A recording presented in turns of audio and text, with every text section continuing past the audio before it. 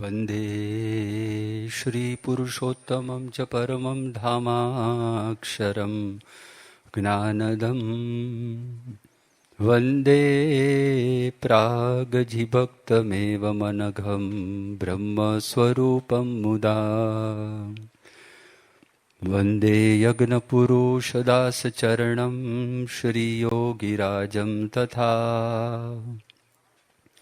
वन्दे श्रीप्रमुखं गुणालयगुरुं मोक्षाय भक्त्या सदा गुणातीतोऽक्षरं ब्रह्म भगवान् पुरुषोत्तमः जनो जानन्निदं सत्यम् मुच्यते भवबन्धनात्। श्री स्वामिनारायण भगवाननी जय, अक्षर पुरुषोत्तम महाराजनी जय, गुणातीतानंद स्वामी महाराजनी जय, भगतजी महाराजनी जय, शास्त्रीजी महाराजनी जय, योगी जी महाराजनी जय, प्रमुख स्वामी महाराजनी जय.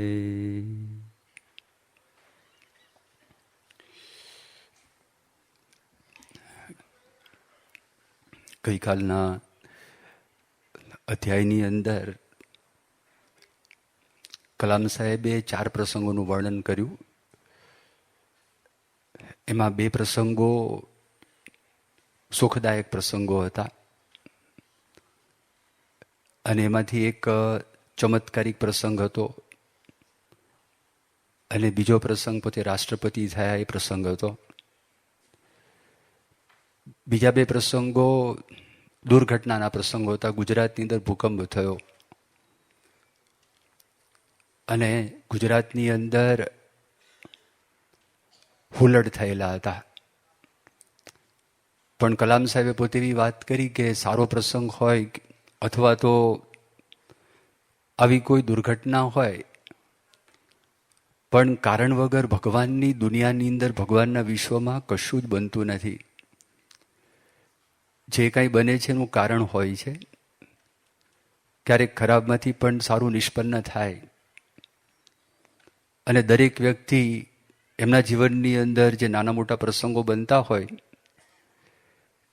એ પ્રસંગો ઉપર જો વિચાર કરે તો પોતાના જીવનની દિશા પોતે બદલી શકે છે અને પોતાના વ્યક્તિગત જીવનની અંદર પણ ખૂબ આગળ વધી શકે અને રાષ્ટ્રીય જીવનની અંદર પણ એની ખૂબ પ્રગતિ થઈ શકે. એવી વાત ગઈકાલનો જે અધ્યાય હતો તેમાં થઈ.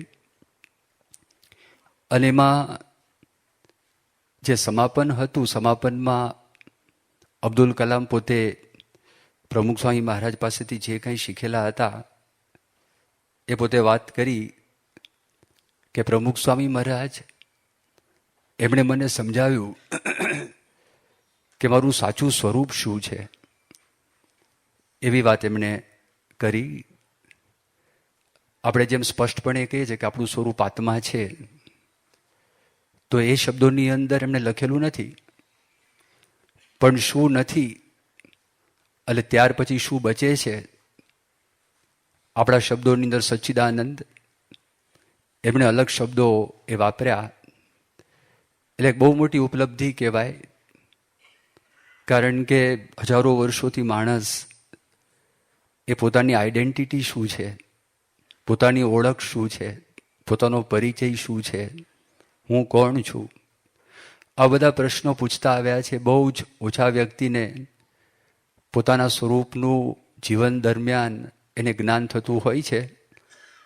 જ્યારે સાચા સંત મળે, એ સંતના વચનમાં એમને વિશ્વાસ આવી જાય તો માણસને પોતાના સ્વરૂપનું જ્ઞાન થાય છે. એ આપણે પારાયણ દરમિયાન એક વખત વાત કરેલી, ગરડા પ્રથમ પ્રકરણનું 20મું વચનામૃત.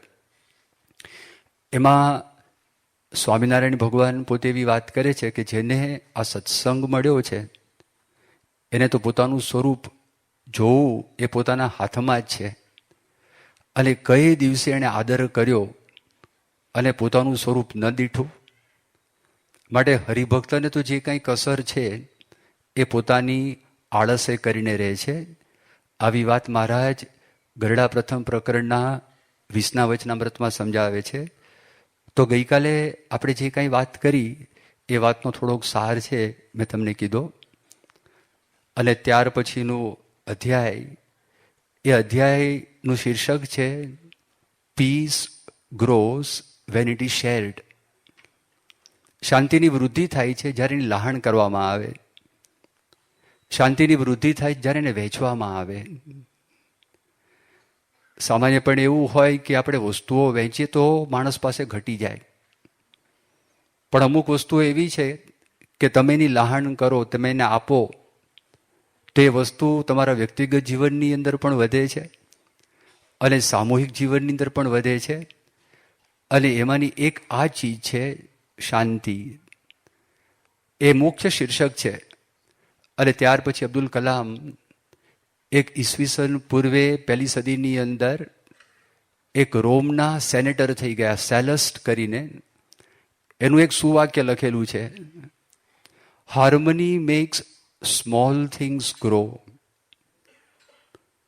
Lake of it makes great things decay. એનો અર્થ એવો થાય, જ્યાં આગળ સંપ હોય તો નાની વસ્તુ છે, નાની વસ્તુનો પણ વિકાસ થાય છે. નાની વસ્તુ છે એ વૃદ્ધિ પામે છે, નાની વસ્તુ પણ મોટી થાય છે. અને જ્યાં આગળ સંપ ના હોય, એકતા ન હોય, જ્યાં આગળ સંગઠન ના હોય, તો ગમે તેટલી મોટી વસ્તુ હોય એ મોટી વસ્તુ પણ સડે છે અને એનો વિકાસ થતો નથી, એનો વિકાસ રૂંધાય છે. એવી એક વાત 2100 વર્ષ પહેલાં રોમની અંદર એક વ્યક્તિએ વાત કરેલી. એના પહેલાં 3000 વર્ષ પહેલાં મહાભારતની અંદર પણ આ બધી વાતો એ કરેલી જ છે. અને આપણને દેખાય છે કે નાની વસ્તુ હોય પણ જો સંપ હોય, સંગઠન હોય, તો એનો બહુ જ મોટો વિકાસ થાય છે. આપણી સંસ્થાનો આપણે વિચાર કરીએ, જ્યારે શાસ્ત્રીજી મહારાજે આ સંસ્થાનો પ્રારંભ કર્યો, સંસ્થાની સ્થાપના કરી, પહેલાં શાસ્ત્રીજી મહારાજ છે એ તો ગામડે ગામડે વિચરણ કરતા હતા. માત્ર 5-6 સંતો એમની સાથે હતા. 200-500 હરિભક્તો એમની પાસે હતા, વધારે તો હતા નહીં. પણ બધા જ હરિભક્તો એકબીજાને ઓળખતા હતા. બધા સંતો હરિભક્તોને પણ ઓળખતા હતા અને સંતો પણ હરિભક્તોને ઓળખતા હતા. એટલું જ નહીં, ફક્ત ઓળખાણ નહીં, પણ યોગીજી મહારાજના શબ્દોની અંદર એ બધા જ સંતોને સંપ હતો. શાસ્ત્રીજી મહારાજનું એક વચન પડે તો બધા જ સંતો હરિભક્તો એ કરવા માટે પોતે તૈયાર થઈ જતા. જબરજસ્ત હરિભક્તોનો પક્ષ, જબરજસ્ત સંતોનો પણ પક્ષ, સિદ્ધાંતનો પણ પક્ષ. અને જે પોતાને આ જ્ઞાન પ્રાપ્ત થયું હતું એ સાચું જ્ઞાન છે એવી અંતરની અંદર પાકી દ્રઢતા હતી. એ દ્રઢતા હતી, એ સંપ હતો. તો જોતાની અંદર આજે BAPS સ્વામિનારાયણ સંસ્થા છે, આખા વિશ્વની અંદર વિકાસ થઈ ગયો. અને આપણે ઉત્તરોત્તર જોતા આવ્યા છે અને પ્રગતિ એ ચાલુ જ છે. યોગીજી મહારાજ પધાર્યા 20 વર્ષ સુધી સત્સંગ પ્રવર્તનનું, પ્રસારનું એમણે કામ કર્યું. અને ત્યાર પછી પરમ પૂજ્ય પ્રમુખ સ્વામી મહારાજ પધાર્યા 1971ની સાલની અંદર. અને જોતાની અંદર તો એટલો બધો ઝપાટો બોલાવ્યો, એવી તો મોરલી વગાડી કે 5 ખંડની અંદર આજે જ્ઞાન છે, જ્ઞાનનું પ્રવર્તન થયું. લોકો માટે બહુ આશ્ચર્યની વાત છે, અતિ આશ્ચર્યની વાત છે. આપણે અહીં આગળ બેઠા છે એટલે આપણને ઘણી વખત આશ્ચર્ય જેવું લાગે નહીં, કારણ કે સિદ્ધાંતો મારીને, નિયમ મારીને સત્સંગનો પ્રચાર કરવો મુશ્કેલ કામ છે. જો આપણે છૂટછાટ લઈએ તો હમણાં આ સત્સંગ બાહ્ય દ્રષ્ટિએનો બહુ વિકાસ થાય. સારામાં સારી સંસ્થા હોય, સારામાં સારું મકાન હોય, પણ મકાનની અંદર જો સારા માણસો કામ કરનારા ના હોય તો મકાનનો અર્થ શું? પૂછે ડૉક્ટર સ્વામી ઘણી વખત વાત કરે છે કે સારામાં સારી હોસ્પિટલ હોય પણ ડૉક્ટર સારા ના હોય તો, સારામાં સારી કોલેજ હોય પણ શિક્ષક સારા ના હોય તો, સારામાં સારી જમીન હોય પણ ખેડૂત સારા ના હોય તો. એટલે કોઈ દિવસ નિયમનો ત્યાગ કર્યો નથી, કોઈ દિવસ સિદ્ધાંતનો ત્યાગ કર્યો નથી. અને એ રાખીને આ જો વિકાસ થયો છે ને, એ બહુ મોટી ઉપલબ્ધિ છે, એ બહુ મોટી સિદ્ધિ, જબરજસ્ત આ કામ કહેવાય, આ બહુ મોટી વાત કહેવાય. આપણે ત્યાં આગળ સંસ્થામાં રાષ્ટ્રપતિ આવેલા જેલસિંહ 1985ની સાલમાં. તો જેલસિંહે પોતે એક વાત કરી કે આપ લોગોને ગુણાતીતાનંદ સ્વામી કે ઉપદેશો કો બદલા નહીં. અત્યારે પણ એના એ ઉપદેશો ચાલુ છે. સ્ત્રીધનનો ત્યાગ સંતોને હોય તો તમે કલ્પના કરી શકો કે દેશ પ્રદેશમાં વિચરણ કરવું કેટલું મુશ્કેલ થાય. લોકોના ભેજામાં નથી બેસતું, કલ્પનામાં નથી આવતું. પૂજ્ય મોહન સ્વામી એક પ્રસંગનું વર્ણન કરે છે. ઘણા બધા વર્ષો પહેલા પૂજ્ય મોહન સ્વામી મુંબઈ મંદિરમાં રહેતા હતા અને ત્યાં આગળ પ્રસંગ એવો બન્યો કે એક શિપ, એક સ્ટીમર એ મુંબઈના બંદર ઉપર આવી અને એ શિપની અંદર બધા મરીન સાયન્ટિસ્ટ હતા. મરીન સાયન્ટિસ્ટ એટલે દરિયાની અંદર શું થાય છે, કેવું હોય, એનો બધો અભ્યાસ કરવા માટે એ લોકો 1 વર્ષથી એ પોતે નીકળેલા હતા. અને ઘણા બધા અમેરિકાના વૈજ્ઞાનિકો હતા, બીજા દેશના પણ વૈજ્ઞાનિકો સાથે હતા. એમાંથી 2-1 વૈજ્ઞાનિકો મુંબઈ બંદર ઉપર અમુક કલાકો માટે એ જે સ્ટીમર હતી તો ત્યાં આગળ નાંગળ નાખીને એ ઊભેલી હતી. એટલે કીધું ચલો આપણે થોડા કલાક છીએ તો મુંબઈ છે, ફરી આવે, મુંબઈમાં છે શું. તો બહાર ટેક્સીવાળો હતો, એક સરદારજી હતો અને એની ટેક્સીમાં બેઠાને કીધું મુંબઈની અંદર તારી દ્રષ્ટિએ સારામાં સારું સ્થાન હોય ત્યાં લઈ જા, અમારી પાસે 2-4 કલાક છે, વધારે નથી. તે દાદર મંદિરે લઈ આવ્યો. હવે દાદર મંદિર તમે જુઓ એ જમાનામાં સામે રેલવે સ્ટેશન, આગળ બસ સ્ટેશન, દાદર મંદિરનો બ્લુ રંગ, અક્ષર ભવનના મકાન, મંદિર કાંઈ નહીં, ઉપર ટાવર, ટાવર ઉપર ધજા અને ધોતિયા સંતોના સુકાતા હોય. એને એમ થયું કે આ ઇન્ટરનેશનલ ફ્લેગ શું કરે છે, આંતરરાષ્ટ્રીય ઝંડા છે, આ કરે છે શું અહીંયા આગળ. એટલે સરદારજી લઈ આવ્યો. સરદારજી એની સામું જુએ અને આ સરદારજી સામું જુએ કે good place, good place. Sardarji એને વાત કરી એટલે મંદિરમાં દાખલ થયા. જોયું તો ત્યાં આગળ તો કંઈક સંધ્યા આરતી ચાલુ હતી, સંતો દંડવત કરતા હતા. એના મનમાં થયું કસરત અત્યારે શું કરતા હશે. બહારના આવે કોઈ દિવસ કલ્પના કરીને પ્રોસ્ટ્રેશન, દંડવત કહેવાય, શું કહેવાય, કરતા હતા. અને પછી કીધું કે છે શું આ બધું. પછી જોયું કે બહારના વ્યક્તિ આવ્યા છે એટલે મોહન સ્વામી સાથે કોન્ટેક્ટ કરાવ્યો. મોહન સ્વામી ઇંગ્લિશ બોલી શકે એટલે ઉપર બીજે માળે એક રૂમ હતો, એ આપણી લાઇબ્રેરી. એ રૂમમાં ત્યાં આગળ ટેબલ ને 5-6 ખુરશીઓ હતી. ત્યાં મોહન સ્વામી બેઠા. પહેલાં એ બધી વાત કરી અને પ્રશ્નો પૂછ્યા. મોહન સ્વામી જવાબ આપતા હતા. અને એને કીધું કે છે શું આ. બહુ ટૂંકમાં મોહન સ્વામી વાત કરી કે દરેક વ્યક્તિના જીવનની અંદર શાંતિ જોઈએ છે, દરેક વ્યક્તિના જીવનમાં આનંદ જોઈએ છે. તો જ્યાં સુધી આપણા જીવનની અંદર વાસના હોય ત્યાં સુધી માણસના જીવનમાં સુખ મળતું નથી, શાંતિ મળતી નથી. અને એ વાસના ટળે કેવી રીતે? તો ગુરુની આજ્ઞાનું પાલન કરે. અને ગુરુની આજ્ઞાથી અહીંયા બધા જુઓ, તમે ઉપર આવ્યા તો સંતો એ વાસણ ઉટકતા હતા અને રસોઈ બનાવતા હતા. તો ગુરુનું વચન પાડે, ગુરુની આજ્ઞા પાડે તો એ વાસના બળે. અને વાસના બળે તો ભગવાનની મૂર્તિ છે એ અંદરથી પ્રગટ થાય. અને ભગવાનની મૂર્તિમાં સુખ રહેલું છે. આ બધી વાત કરી. પછી ડિસિપ્લિનની જ્યારે વાત આવી કે તમારે કેવા ડિસિપ્લિન હોય, ડિસિપ્લિનની બધી વાતો કરી.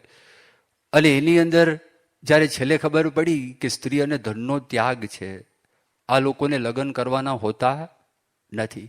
જે દિવસથી એ લોકો ત્યાગી બને ત્યાર પછી માતા પિતાનો સંપૂર્ણ સંસર્ગ મટી જાય છે. ફોનમાં વાત થાય નહીં, કાગળ પણ લખાય નહીં, કોઈ સાથે સંદેશો એ પણ મોકલાવાય નહીં. આ લોકોના આવા નિયમ છે. અને લગ્ન કરવાના જ નથી. તો પેલો માણસ કે એમ આઈ ઓન મૂન, હું ચંદ્ર ઉપર છું.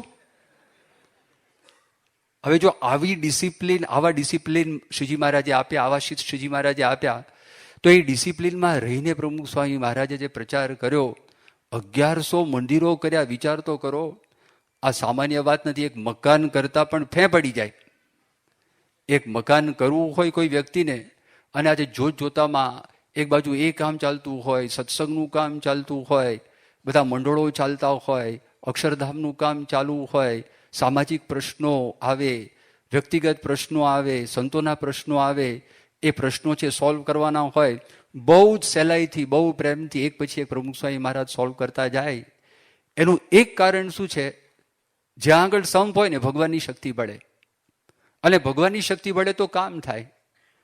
તો નાના જો હોય તો પણ એમાં વિકાસ બહુ મોટો થાય. આપણા શરીરનો આપણે વિચાર કરો, શરીરનો વિકાસ એમાંથી થયો છે, 2 કોષમાંથી જ થયો છે, વધારે તો છે નહીં. આખી આ માનવ શરીરની જે રચના થઈ તો શરૂઆતમાં કેટલું નાનું હતું.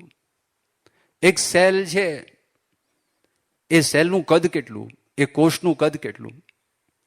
2 સેલ ભેગા થયા, અને એ ભેગા થયા તો ડોક્ટરો એમ કે છે અંદર એટલો બધો સમ છે આપણા શરીરની અંદર. આપણા શરીરમાં અબજો કોષ રહેલા છે, પણ બધા જ કોષ સંપીને રહ્યા છે.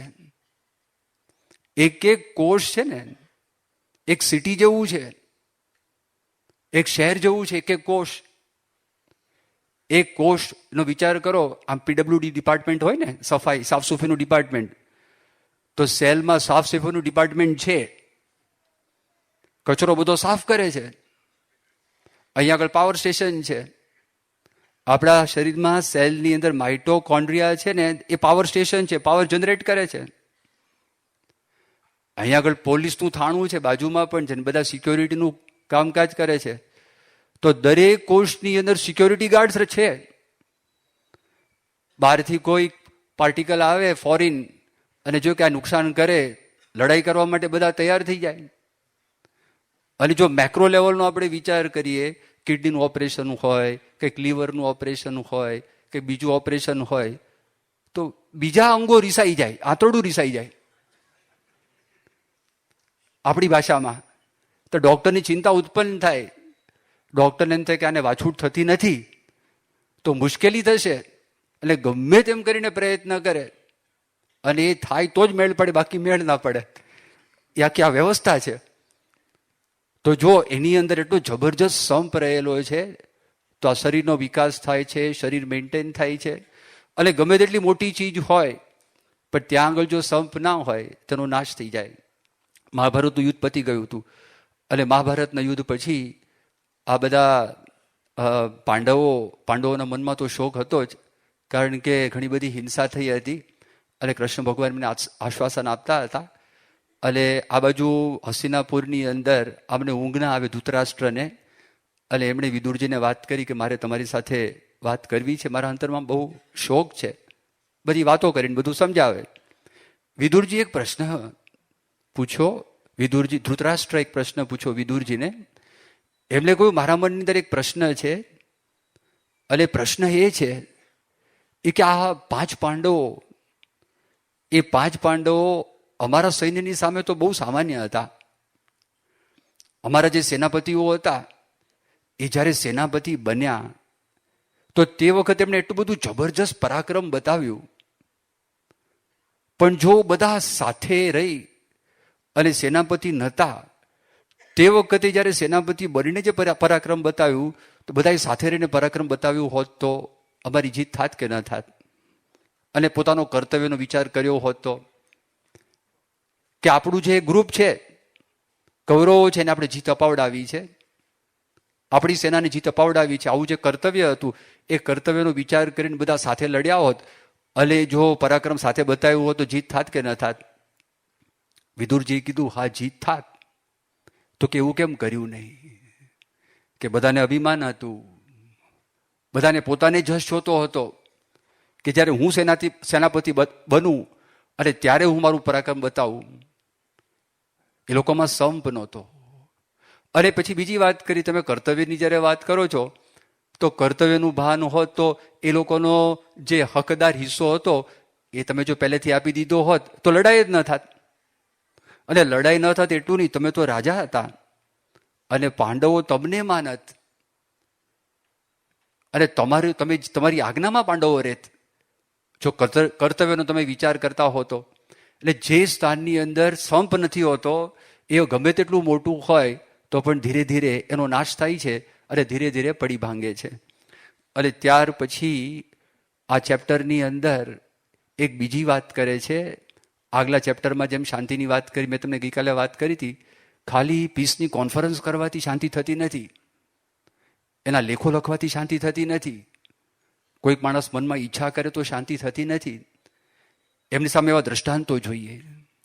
અને એ દ્રષ્ટાંત એમણે વાત કરી કે પ્રમુખ સ્વામી મહારાજે પોતાના જીવન દ્વારા એ દ્રષ્ટાંત બતાવ્યું કે માણસના જીવનમાં કેવી રીતે શાંતિ થાય.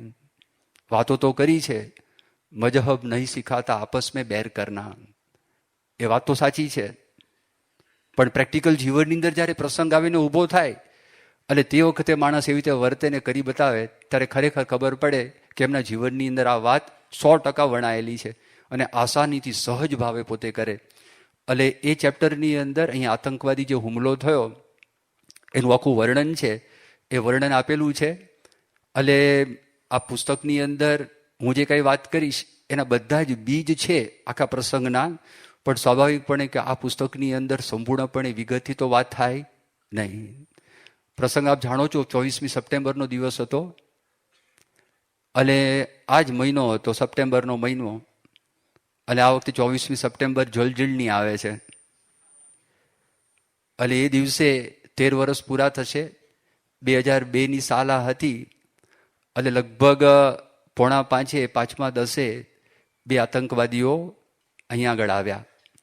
અને આ રોડ છે અને ગેટ નંબર 3 અક્ષરધામ ફરતા તે વખતે 10 ગેટ હતા અને અક્ષરધામ ફરતે આવી દિવાલ નથી અને દિવાલ ઉપર આપણે જે સળિયા મૂકેલા છે એવા સળિયા નહોતા. સુંદર મજાની રેલિંગ હતી, અંદર કોઈ માણસ ચાલતો હોય તો પ્રેમથી એને જોઈ શકે અને ચડવું હોય તો ચડી પણ શકે. પણ એવું લાગે છે કે આ 10 ગેટની અંદર ગેટ નંબર 3 છે એની ઊંચાઈ સૌથી ઓછી હતી. એટલે કોઈ માણસને વજન સાથે ચડવું હોય, એના મિલિટરી ફટીગ્સ એટલે મિલિટરીના બધા કપડાં પહેરેલા હતા અને એના કમરની અંદર 12 ગ્રેનેડ્સ, જે આપણે હાથગોળા કહીએ બોમ્બના, એ બધા હતા. એ બંને પાસે ડફલ બેગ હતી અને બેગની અંદર ઘણા બધા રાઉન્ડ્સ ઓફ અમ્યુનિશન ગોળીના હતા અને બધા મેગેઝિન્સ છે AK-47 રાઇફલની અંદર ભરાવવા માટે તમે ભરાઈ શકો એવી વ્યવસ્થા હતી. અને એ લોકોએ એમાં થોડુંક મોડિફિકેશન એવું કરેલું હતું કે મેગેઝિન છે AK-47નું એ થોડું વાંકું હોય, પણ તમે એને ઊંધું પણ એસ આકારની અંદર મૂકો તો એકની અંદર 30 ગોળીઓ આવે અને ઉપરની સાથે બીજું ચોંટાડો તો 60 ગોળીઓ એક સાથે એમાં રહી શકે એવી પ્રકારની વ્યવસ્થા એ લોકો જાતે એનો થોડુંક ફેરફાર કરીને મોડિફાઈ કરીને કરી શકે. હવે એનો અર્થ એવો થયો કે એ વ્યક્તિ આગળ જોતાં પણ આપણને ખબર પડશે કે અક્ષરધામની અંદર પહેલાં આવી ગયેલા, અક્ષરધામમાં બધું જોઈ ગયેલા, સ્મારકમાં પણ આવ્યા હશે, પ્રદર્શનમાં પણ આવ્યા હશે. એટલું જ નહીં, પણ અક્ષરધામની નીચે જ્યાં ઇલેક્ટ્રિકની બધી પેનલ્સ આપણે ગોઠવેલી છે અને જ્યાં આગળ કોઈ પણ મુસાફર, કોઈ પણ મુલાકાતી એ ત્યાં આગળ જતો જ નથી, ત્યાં આગળ પણ પોતે ગયા હશે. અને એનું આ બધું જ રેકી કહેવાય. તો 3 થી 4 વખત એ વ્યક્તિએ રેકી કરી હશે. અને એ કર્યા પછી ટૂંકામાં ટૂંકો જે દરવાજો હતો, આવરો જાવરો પણ સૌથી ઓછો હતો. કારણ કે અત્યારે પણ તમે જો અહીંયા આગળ રોડની પાસે સર્વિસ રોડ છે અને આર્ટ્સની બરોબર લગોલગ ત્યાં આગળ રસ્તો પડે છે અને એ રસ્તાની અંદર આપણે એક ફાટક મૂકેલી છે, બેરિયર ગેટ છે. તમે એમાં દાખલ થાઓ તો 4 નંબરના ગેટમાં તમે આવો, પછી આગળના ભાગમાં તમે કોઈ જતું નથી, કારણ કે આગળ પેલા ગરનાળું હતું અને કોતર પણ હતા, એવી બધી ત્યાં આગળ જગા હતી. પણ આ લોકો ગેટ નંબર 3 ત્યાં આગળ ગયા અને ગેટ નંબર 3 ઉપરથી બંને જણા ચડ્યા. અને ચડ્યા ને ત્યાં આગળ એક રૂમ છે ડાબી બાજુ, અને એમાં એક અતુલ કરીને આપણો સ્વયંસેવક, એ તે જ વખતે કંઈક કામ હશે તો રૂમમાંથી બહાર નીકળ્યા અને એણે જોયું કે આ બે માણસો ઉપરથી નીચે ઉતરે છે. એ ભાઈ એ રાસ્તા નહીં હે, નીકળો અહીંયા છે.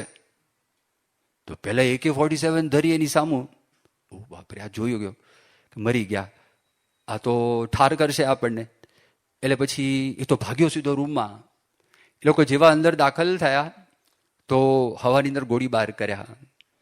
એ ગોળીબાર એટલા માટે કર્યા હશે, આપણે પાછળથી જે NSCના કમાન્ડોઝ આવેલા અને બ્રિગેડિયર પણ હતા, અને તે જ વખતે વીરપ્પનને પકડવા માટે એક બીજું ગ્રુપ માનેસરથી ગયેલું હતું.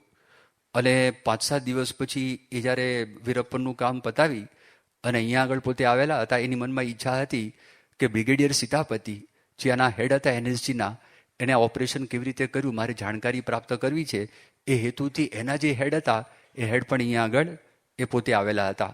એટલે એ લોકો સાથે જ્યારે ચર્ચાઓ થઈ ત્યારે એમણે વાત કરી કે લોકોએ જે બંદૂક હવાની અંદર ફોડી, તો ફોડવાનું કારણ એવું હતું કે બહાર કદાચ કોઈકની લોકો સિગ્નલ કરતા હશે કે અમે સેફલી અક્ષરધામના પરિસરની અંદર પ્રવેશ કરી દીધો છે, એક સિગ્નલ આપતા હશે. અને બીજું કારણ, આજે નિર્દોષ લોકોને મારવાના છે તો પોતાના શરીરમાં ગરમી ઉત્પન્ન થાય, લડાયક વૃત્તિ ઉત્પન્ન થાય, આક્રમણની વૃત્તિ ઉત્પન્ન થાય, to heat up their selves, પોતાની જાતને ગરમ કરવા માટે, પંપઅપ કરવા માટે એ પોતે આકાશની અંદર આ ગોળીઓ ફોડતા હોય. એ લોકો જ્યાં આગળ આવ્યા તો કેટલું બધું આયોજન વ્યવસ્થિતપણે કર્યું હશે. એ જે રસ્તો પડે છે ને, આપણે અક્ષરધામમાંથી નીકળો, અક્ષરધામમાં પગથિયા નીચે ઉતરો, ત્યાં 100 ફૂટનો લાંબો ફુવારો છે, ફરી વખત નાનું પ્લેટફોર્મ ચડી અને ભગવાન સ્વામિનારાયણના ચરણારવિંદ પધરાવેલા છે. પછી એક ગેટ આવે છે, ગેટ નંબર 2, પછી સીધો સળંગ રસ્તો છે ગેટ નંબર 1 સુધી. એ રસ્તા સુધી લોકો ના આવ્યા, પણ જ્યાં ગેમ્સ આપણે મૂકી છે, જ્યાં બાળકો માટેની રમતો મૂકેલી છે, તો ત્યાં એ ગાર્ડનમાં એ લોકો દાખલ થયા અને એ મેઇન રસ્તા ઉપર ના આવ્યા. ત્યાંથી દાખલ થયા, એક બાંકડો હતો, બાંકડા ઉપર એક બેન બેઠા હતા અને એની બાજુમાં આપણા પ્રવીણભાઈ કરીને છે જે અત્યારે ગેટ નંબર 1 ઉપર સિક્યુરિટીનું સંભાળે છે, બાજુમાં જ બેઠા હતા. કારણ કે ત્યાં આગળ એક ટિકિટ બારી હતી આ ગેમ્સ માટેની, અને એ પોતે પહેલાં ટિકિટ બારીની અંદર સેવા કરતા હતા. એ બેઠા હતા ને, ખબર નહીં આ બેન થોડા કંઈક હલ્યા, એ હલ્યા એટલે સીધા જ નિર્મમ હત્યા, એને સીધી જ ફાયરિંગ કરી બેન ઉપર બાજુમાં જ, અને લોહીનો ફુવારો સીધો જ. એટલે આ તો એકદમ જ થયું કે આપણે જરા પણ હલવા જેવું નથી, અને એમને બેઠા રહ્યા. ભગવાનની ઈચ્છા હશે આના પર ગોળી ના છોડી, એકને પતાવી દીધી. પણ ખબર નહીં આને કંઈ ગરમી ચડી ગઈ, અને જે ટિકિટ બારીની જે આખી કિયોસ્ક હતું, એક નાની રૂમ જેવું હતું, તો એની પાછળ એક મોટી ઈંટ પડી હતી. આ લોકો ત્યાંથી આગળ નીકળી ગયા અને ઈંટ મારી. અને ખબર નહીં કે આ લોકો પાસે ભાઈ AK-47 છે, આમાં ઈંટ નો ચાલે, હાથી ન ચાલે. આની સામે હાથીઓને આનાથી જ મારે છે, પોચિંગ કરે છે. સાઉથ આફ્રિકામાં, ઈસ્ટ આફ્રિકાની અંદર, ઝામ્બિયાની અંદર, બોટ્સવાનાની અંદર હાથીઓને મારે છે, ગેંડાને મારે છે. એ આનાથી જ મારે છે. લઈને ગયા, મોટું ગ્રુપ લઈને ગયા હોય તો આની સામે તો કંઈ ચાલે નહીં. આની રેન્જ પણ બહુ મોટી હોય. પણ પહેલાં તરત ફરીને સીધી ફાયરિંગ કરી લે. આ પાછળ આમાં સિમેન્ટ કોન્ક્રીટની દિવાલ હતી, ત્યાં સંતાઈ ગયા. એ લોકોનું નિશાન હતું ગમે તેમ કરીને અક્ષરધામ છે ત્યાં પહોંચવું. હવે ટોરા રાઈડ છે ત્યાં આગળ, એની બાજુમાં ફેન્સ આવે છે. એ ફેન્સ પાસે પોતાની પાસે જે હેન્ડબોમ્બ હતો, ગ્રેનેડ, એ ત્યાં આગળ એ ફેન્સને તોડવા માટે, વાડને તોડવા માટે નાખ્યો. હવે એને ખબર નહીં, એટલી બધી રેકીમાં બહુ એને થયું કે નીચે બહુ કડક જમીન હશે તો વાંધો નહીં આવે, પણ નીચે તો ધૂળ હતી. એટલે ફૂટ્યું ખરા, પણ જે વાડ છે વાડ તૂટી નહીં. એ તૂટી નહીં એટલે ટોરા છે એના પ્લેટફોર્મ ઉપર ચડ્યા અને ચડીને કૂદકો માર્યો, અને કૂદકો મારીને મેઇન રસ્તા ઉપર આવી ગયા. આવીને આગળ જતા હતા. તે જ વખતે નરસોરી બાજુથી આપણા હિતેશભાઈ પરમાર, તે વખતે સિક્યુરિટી એ સંભાળતા હતા, અત્યારે હાલ પોતે અમેરિકાની અંદર લોસ એન્જલસમાં છે. હવે એ સંભાળતા હતા અને એણે જોયું, તરત પામી ગયા, તો ટેરરિસ્ટ છે. અને એના મોબાઈલ ફોનની અંદર અમુક પહેલેથી ફોન નોંધેલા હતા. એને સીધો જ ફોન કર્યો કલેક્ટરને. કલેક્ટર હૈદર હતા, એ પોતે IAS ઓફિસર હતા અને આપણા ગાંધીનગરના કલેક્ટર હતા. સીધો એમને ફોન કર્યો. અને બીજો ફોન એમણે એસપીને કર્યો, DSPને બ્રહ્મભટ્ટ સાહેબ હતા. અને ત્રીજો ફોન વિશ્વવિહારી સ્વામીને કર્યો કે આવું થયું છે. અને વિશ્વવિહારી સ્વામી તે વખતે અહીંયા આગળ હતા કે સીધા જ અહીંથી પોતે આ 4 નંબર છે જ્યાં આગળ એ લોકો પ્રવેશ કરેલો, ત્યાં આગળ વિશ્વવિહારી સ્વામી પહોંચી ગયા. અને પહોંચી ગયા ને પછી એમણે નિશિતને વાત કરી. અને નિશિતે તાત્કાલિક પહેલાં બહાર આવીને જોયું ખરેખર આતંકવાદીઓ છે કે નથી. અને તો રિસ્ક હતું, જોખમ હતું, પણ લાગ્યું કે આ તો છે જ. તાત્કાલિક એમને ઇન્ટરકોમ કર્યો અને અક્ષરધામમાં વાત કરી, દરવાજા બંધ કરી નાખો, પ્રદર્શનમાં વાત કરી, દરવાજા બંધ કરી નાખો અને તમે આ બધું બંધ કરી દો. એ બધી વાતો એમને કરી. અને ત્યાં પછી એ વખતે ખોડસિંહ જાદવ જે અક્ષરધામનું બધું ધ્યાન રાખી, સાથે કનુસિંહ કરીને હતા, એ પાણી લેવા માટે નીચે ફુવારા પાસે આવેલા. અને એણે જોયું આ તો ધમધમાટ આવે છે, ત્યાં સમાચાર પહોંચે છે ઉપરથી, પેલો કનુસી નીચે ઉતરીને વાત કે જલ્દી ઉપર આવો અને આ બારણા બંધ કરવાના છે, પેલા ધમધમાટ આવે છે અહીંયા આગળ. અને મોટી ડાફ ભરતા હોય ને એવી રીતે આવતા પહેલાં અત્યારે જે ચરણારવિન છે ને, તમે અહીંથી જાઓ તો ચરણારવિન છે, એની ડાબી બાજુ બુક સ્ટોલ હતો, જૂનો બુક સ્ટોલ. અત્યારે નવો બુક સ્ટોલ બગીચામાં છે. એ જૂનો બુક સ્ટોલ હતો, એની બહાર દિલીપભાઈ રાવ બેઠા હતા. એની બાજુમાં એક બેન બેઠા હતા, એની પાસે રસીદની ચોપડી હતી. અને પહેલાં ખબર નહીં વગર પ્રયોજને સીધી જ ફાયરિંગ શરૂ કરી, બેન મરી ગયા. અને રસીદની ચોપડી છે બધી વિંધાઈ ગઈ, ટેબલ વિંધાઈ ગયું. ભગવાનની ઈચ્છા હશે બચવાના છે, તે દિલીપભાઈ રાવ બચી ગયા. એ લોકોએ એક બોમ્બ નાખ્યો બુક સ્ટોલની અંદર. ભગવાનની મહેરબાની કૃપા, બોમ્બ ફૂટ્યો નહીં. 20-25 જણા એ બુક સ્ટોલમાં હતા. એક જ બોમ્બની અંદર બધા મરી જાત. પછી આગળ ગયા. એ જ્યાં આગળ ગયા અને જે એમાં એન્ટ્રી હતી પ્રદર્શન તરફથી, ત્યાં એક કપલ, હસબન્ડ અને વાઈફ, એના પર ગોળીઓ છોડી, એટલે બંને જણને ત્યાં મારી નાખ્યા.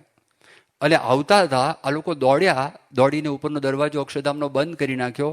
એ લોકો તો બૂટ પહેરેલા જ હતા, અને બૂટ પહેરીને એકદમ ઉપર ચડી ગયા. અને ચડીને જોયું આ તો દરવાજો બંધ છે, એટલે દરવાજામાં ફાયરિંગ કરી.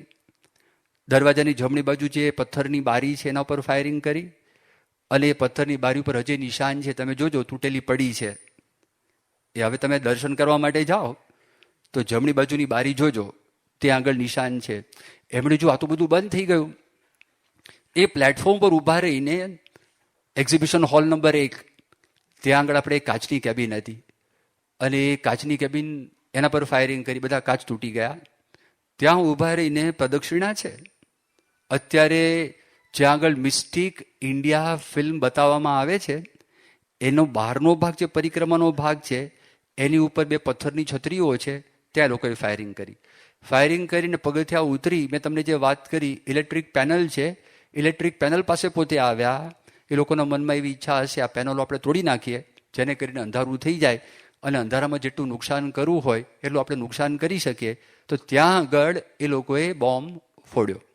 એ ફોડ્યો, છરાઓ બધે ઉડ્યા, અવડું મોટું પથ્થરની અંદર નીચે કાણું પડી ગયું.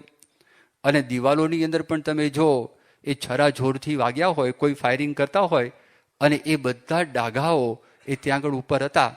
પણ એ મજબૂત લોખંડમાંથી બનેલી પેનલ હતી, અને પેનલ તૂટી નહીં.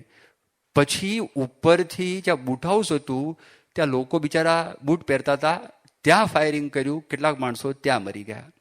અને પછી સીધા જ સામે ગયા. અને સામે જઈને પેલા લોકો જોતા હશે અંદર દાખલ થવું કેવી રીતે. તો આ તો બંધ હતું, પ્રદર્શન છે, આગલો ગેટ બંધ હતો, એન્ટ્રી બંધ હતી, અને એક્ઝિટ બંધ હતી. અને લોકો ફરતા હશે, અને ફરતા ફરતા એક્ઝિટ પાસે આવ્યા, જ્યાંથી નીકળવાનું હોય ને ત્યાંથી ત્યાં આગળ આવ્યા. ત્યાં આવ્યા, હવે સામે મલ્ટીમીડિયાનું બારણું, આ બાજુ જે એક્ઝિબિશન હોલ નંબર 1 એનું એક્ઝિટનું બારણું. એ લોકો ત્યાં આગળ હતા, ત્યાં આડેધડ ફાયરિંગ કરતા હતા.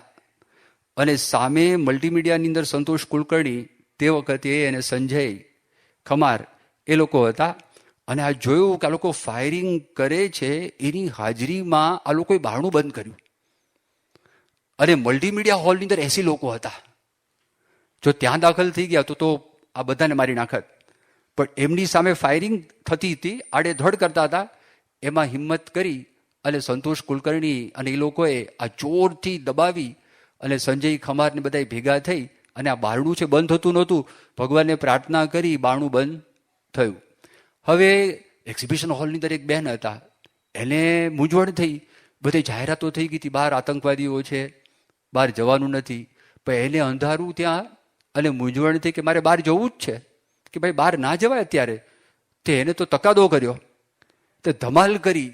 હવે ધમાલની અંદર પેલા સંજયસિંહ કરીને આપણા એક અત્યારે સંત આશ્રમની અંદર પોતે સફાઈનું કામ કરે, સેવા કરે છે, એ ત્યાં એક્ઝિટ ગેટ ઉપર હતા. પેલા એટલો ઝઘડો કર્યો, આ બાઈ માણસ, વધારે શું બોલું, એ ખોલ્યું ને, અને પેલા સામે જ હતા, અને ફાયરિંગ કરી. તો સંજયની જાંઘની અંદર ગોળી વાગી, અરે હાથમાં વાગી, અહીંયા વાગી, એટલે છૂટી ગયું એકદમ બારણું, અને દાખલ થઈ ગયા. અને દાખલ થયા તો હોલ નંબર 1ની અંદર, આમ તો લોકો બોમ્બથી તોડીને પણ દાખલ થઈ શકે એમ હતા, પણ રાહ જોતા હતા. તો જેટલાય લોકોને મળ્યા, આડેધડ ફાયરિંગ કરી, બોમ્બ નાખ્યા, જેને બ્લડ બાથ કહેવાય, લોહીની નદી, એ લોહીની નદી એ ત્યાં આગળ તમને દેખાય. બિચારા કેટલાક બાળકો, બાલિકાઓ હતા, એ લોકો પણ મૃત્યુ પામ્યા. કેટલાક જે બહેનો હતા એ બહેનો પણ મૃત્યુ પામ્યા. અને જોયું કે આ બધાને મારી નાખ્યા છે. પછી લોકો બહાર આવ્યા, અને બહાર આવી અને પછી ઉપર ચડ્યા પ્રદક્ષિણાના છત ઉપર. અને ત્યાં આગળ જે છત્રી છે, બે છત્રી, એ બે છત્રી નીચે લોકો સંતાઈ ગયા.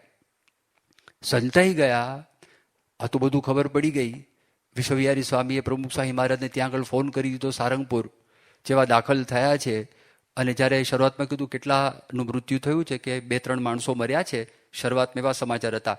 જેમ જેમ સમાચાર આવતા ગયા એમ સમાચાર પ્રમુખ સ્વામી મહારાજને ત્યાં આગળ આપતા ગયા. અને પૂજ્ય ઈશ્વરચરણ સ્વામી ત્યાં હતા, પછી બ્રહ્મવિહારી સ્વામી ત્યાં હતા, અમે પણ ત્યાં આગળ હતા. અને પછી બાપાની રજા ઈશ્વર સ્વામી લીધી કે સ્વામી 5 વાગે રજા લેવા માટે ગયા કે હું નીકળું છું અને ગાંધીનગર જઉં છું. બાપા એમને રજા આપી. એમણે આવીને મને વાત કરી. એ દરમિયાન બ્રહ્મવિહારી સ્વામી ગયા. બ્રહ્મવિહારી સ્વામી બાપાની રજા માગી કે હું જાઉં છું. બાપા કે હા તમે જાઓ. પછી હું બાપા પાસે ગયો. બાપા કે તમે જાઓ. અને સ્વામી બધાને આશીર્વાદ આપ્યા. અને અમે લોકો નીકળ્યા. અહીંયા 8 વાગે અમે પહોંચી ગયા હતા. તે વખતે આખું અક્ષરધામ છે તો બોર્ડર સિક્યોરિટી ફોર્સ હતું, CRPFના માણસો હતા. એ લોકોને ઓર્ડર હતો શૂટ એટ સાઇટ. કોઈ પણ માણસ આવે એટલે શરૂઆતમાં તો અમને અંદર જવા પણ દેતા નહોતા. પછી કીધું આ અક્ષરધામમાં અમે રહીએ છીએ અને એના માટે જ અમે ખાસ અહીંયા આગળ આવેલા છીએ. પ્રમુખ સ્વામી મહારાજના આશીર્વાદ લઈને આવેલા છીએ. એટલે માંડ માંડ અમને આ રસ્તા ઉપરથી લોકોએ અંદર દાખલ થવા દીધા. પણ ત્યાં પહોંચ્યા, જેવા ગાડીમાંથી ઉતરે કે દોડો, તમે ઊભા રહેતા નહીં, તમારે ભાગવાનું જ છે સીધું. અને એકદમ અમને દોડાવ્યા ત્યાં આગળ. 4 નંબરમાં અમે દાખલ ત્યાં આગળ થયા. અને આ સંતો તે વખતે હતા, વિશ્વવિહારી સ્વામી હતા, બીજા બધા સંતો પણ, અમદાવાદથી કેટલાક સંતો પણ આવી ગયેલા હતા. એ બધા સંતો પણ ત્યાં આગળ હાજર હતા. અને આ આખો ડ્રામા એનફોલ્ડ થતો હતો, ક્રુઅલ ડ્રામા અને લાઈવ ક્રુઅલ ડ્રામા.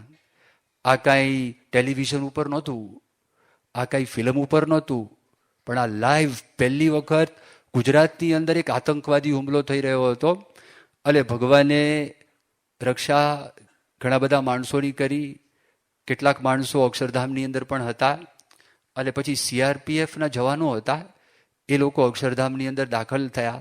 પહેલાં 2 માણસો પરિક્રમાની અંદર હતા, આ લોકો અક્ષરધામમાં દાખલ થતા હતા. પહેલાં બધા માણસોને એસ્કોર્ટ કરવા માટે ભગવાનની ઈચ્છા હશે એ લોકો પર એમને ગોળીઓ છોડી નહીં.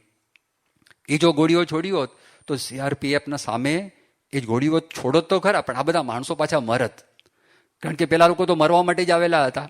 એ લોકો ત્યાં આગળ કશું બોલ્યા નહીં, ત્યાં પોતે રહ્યા. અને સંધ્યા ધીરે ધીરે ઢળી રહી હતી. અને સંતો પ્લેટફોર્મ ઉપર ઊભા હતા. અને સંતો જે નવા આવેલા આ જવાનો હતા એને માર્ગદર્શન આપતા હતા, ઉપર ચડવું કેવી રીતે, ત્યાં જવું કેવી રીતે. એ લોકો એક વખત જવા માટે પણ પ્રયત્ન કર્યો. અને જવા માટે પ્રયત્ન કર્યો, પણ પેલા લોકોએ ફાયરિંગ કરી, એ પાછા લોકો આવતા રહ્યા. અને એ જ કેમ્પસની અંદર એક SRPFના જવાન અલાર ખાં કરીને એ પોતે ત્યાં આગળ ગુજરી ગયા. બીજા એક હતા અર્જુનસિંહ ગામેતી કરીને SRPના, એ પણ શહીદ થયા. અને બ્લેક કેટ કમાન્ડોઝ જે NSGના જવાનો આવેલા, તો એમાંથી એક વ્યક્તિ તે વખતે ત્યાં આગળ એમનું મૃત્યુ થયું. અને એનું નામ હતું સુરેશ યાદવ કરીને, અને એ પોતે સુબેદાર હતા. અને ચોથા હતા એક સૃજનસિંહ કરીને, એ મૂળ ઉત્તરાખંડના હતા, બહુ યંગ માણસ હતા અને બહુ પાવરફુલ વ્યક્તિ હતા. તો એ લોકોએ જે બોમ્બ પછાડ્યો અને બોમ્બમાંથી જે છરા નીકળે એમાંથી પાછલા ભાગની અંદર એને વાગ્યું, ત્યાં આગળ પોતે બેભાન થઈ ગયા. અને અમદાવાદની સિવિલ હોસ્પિટલમાં એમને રાખવામાં આવેલા. અને બરોબર 1 વર્ષ સુધી એમને વેન્ટિલેટર ઉપર રાખવામાં આવેલા. અને 1 વર્ષ પછી એ પણ ગુજરી ગયા. એટલે બધા થઈને જે મૃત્યુનો આંક કહીએ તો બધા થઈને 34નો એ આંક થયો હતો. એમાં 4 સિક્યુરિટીના માણસો હતા, આપણા 4 સ્વયંસેવકો હતા. એક સાધુ હતા પરમેશ્વર સ્વામી, જે લંડનથી 1981ની સાલની અંદર સાધુ થવા માટે આવ્યા હતા. અને 2002ની સાલ સુધી એ પરમેશ્વર સ્વામીએ બહુ સારી સેવા કરી. અત્યારે તમે અહીંયા આગળ હોલમાં બેઠા છો તો હોલની અંદર આજુબાજુના જે 3 ખંડ છે એ શરૂઆતમાં ખંડ નહોતા. એ વખતે આપણો સત્સંગ પણ એટલો બધો મોટો નહોતો. એમાં બધી ફ્રેમ બનાવેલી. જ્યારે પ્રમુખ સ્વામી મહારાજ પધારે અને એ લોખંડની ફ્રેમ તમે મંડપની જેમ ઢાંકી શકો, એ બધી જ ફ્રેમ એ પરમેશ્વર સ્વામી બનાવેલી. દર વર્ષે તમે દિવાળીના 10,000 દીવાઓ જે જુઓ છો, એ જે લોખંડની ફ્રેમ છે એ પણ પરમેશ્વર સ્વામીની દેખરેખ નીચે એ બધી ફ્રેમ બનેલી હતી. એટલે બહુ ઉત્સાહથી પ્રેમથી સેવા કરેલી. એ પોતે ગુજરી ગયા. આપણા બીજા 6 સ્વયંસેવકોને ગોળી વાગેલી. એમાં બહુ અમુક ગંભીર ઈજાઓ હતી. બાકીના બધા યાત્રિકો હતા, નાના મોટા, અને લગભગ 80 જણને એ ત્યાં આગળ ઈજા થઈ હતી. અને પહેલાં 2 લોકો જે ઉપર સંતાઈ ગયા હતા, તો એ લોકો જ્યારે સંતાયા હતા તો તે વખતે આપણે એક જરૂરી વસ્તુ હતી કે ત્યાં આગળ અંધારું હતું અને લાઇટ કરવાની હતી. હવે લાઇટ કરવા માટે જાય કોણ?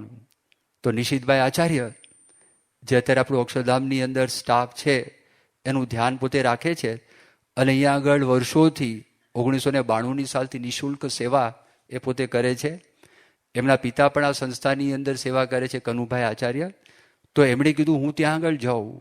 એ પોતે ચાલતા ચાલતા ગયા. પોલીસ ગભરાતા હતા, કારણ કે પોલીસ ઉપર ગોળીઓ છોડી હતી અને પેલા માથે જ બેઠા હતા. અને અહીંથી તમારે ભગવાન સ્વામિનારાયણના જે ચરણારવિંદ છે ત્યાંથી તમે શરૂ કરો પરિક્રમાની અંદર, અને ચાલતા ચાલતા ચાલતા ચાલતા તમે ઠેઠ એ ત્યાં સુધી પહોંચો.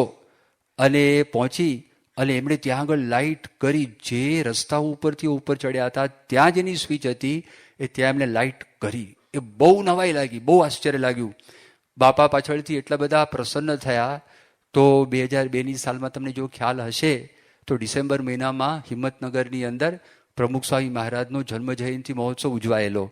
પણ એક વિશિષ્ટ ઉત્સવ હતો. 7મી ડિસેમ્બરનો દિવસ હતો. એ માગશર સુદ આઠમના દિવસે ઉજવાયો નહોતો, પણ 7મી ડિસેમ્બરે ઉજવાયેલો. અને સવારે ગાંધીનગરમાં ઉજવાયો, સહજાનંદ વનની અંદર. લાલકૃષ્ણ અડવાણી સાહેબ આવેલા હતા. અને જ્યારે પાછા આવતા હતા તે વખતે લાલકૃષ્ણ અડવાણીને બાપાએ નિશિતભાઈની ઓળખાણ કરાવી કે આ નિશિત જેની મેં તમને વાત કરી એ આ છે. તો બાપાએ એમનો પરિચય કરાવ્યો. હવે આ બધું હતું અને પોલીસ લોકોએ પોતાનું કંટ્રોલ સેન્ટર બગીચાની અંદર ગોઠવી દીધેલું. અને એ લોકો ત્યાંથી પોતાની રીતે બધી આપલે કરતા હતા. અને જોયું કે અંદર જ છે, ક્યાં છે, ઉપર છે એટલું ખબર છે. અને પછી અંધારું જેવું થયું.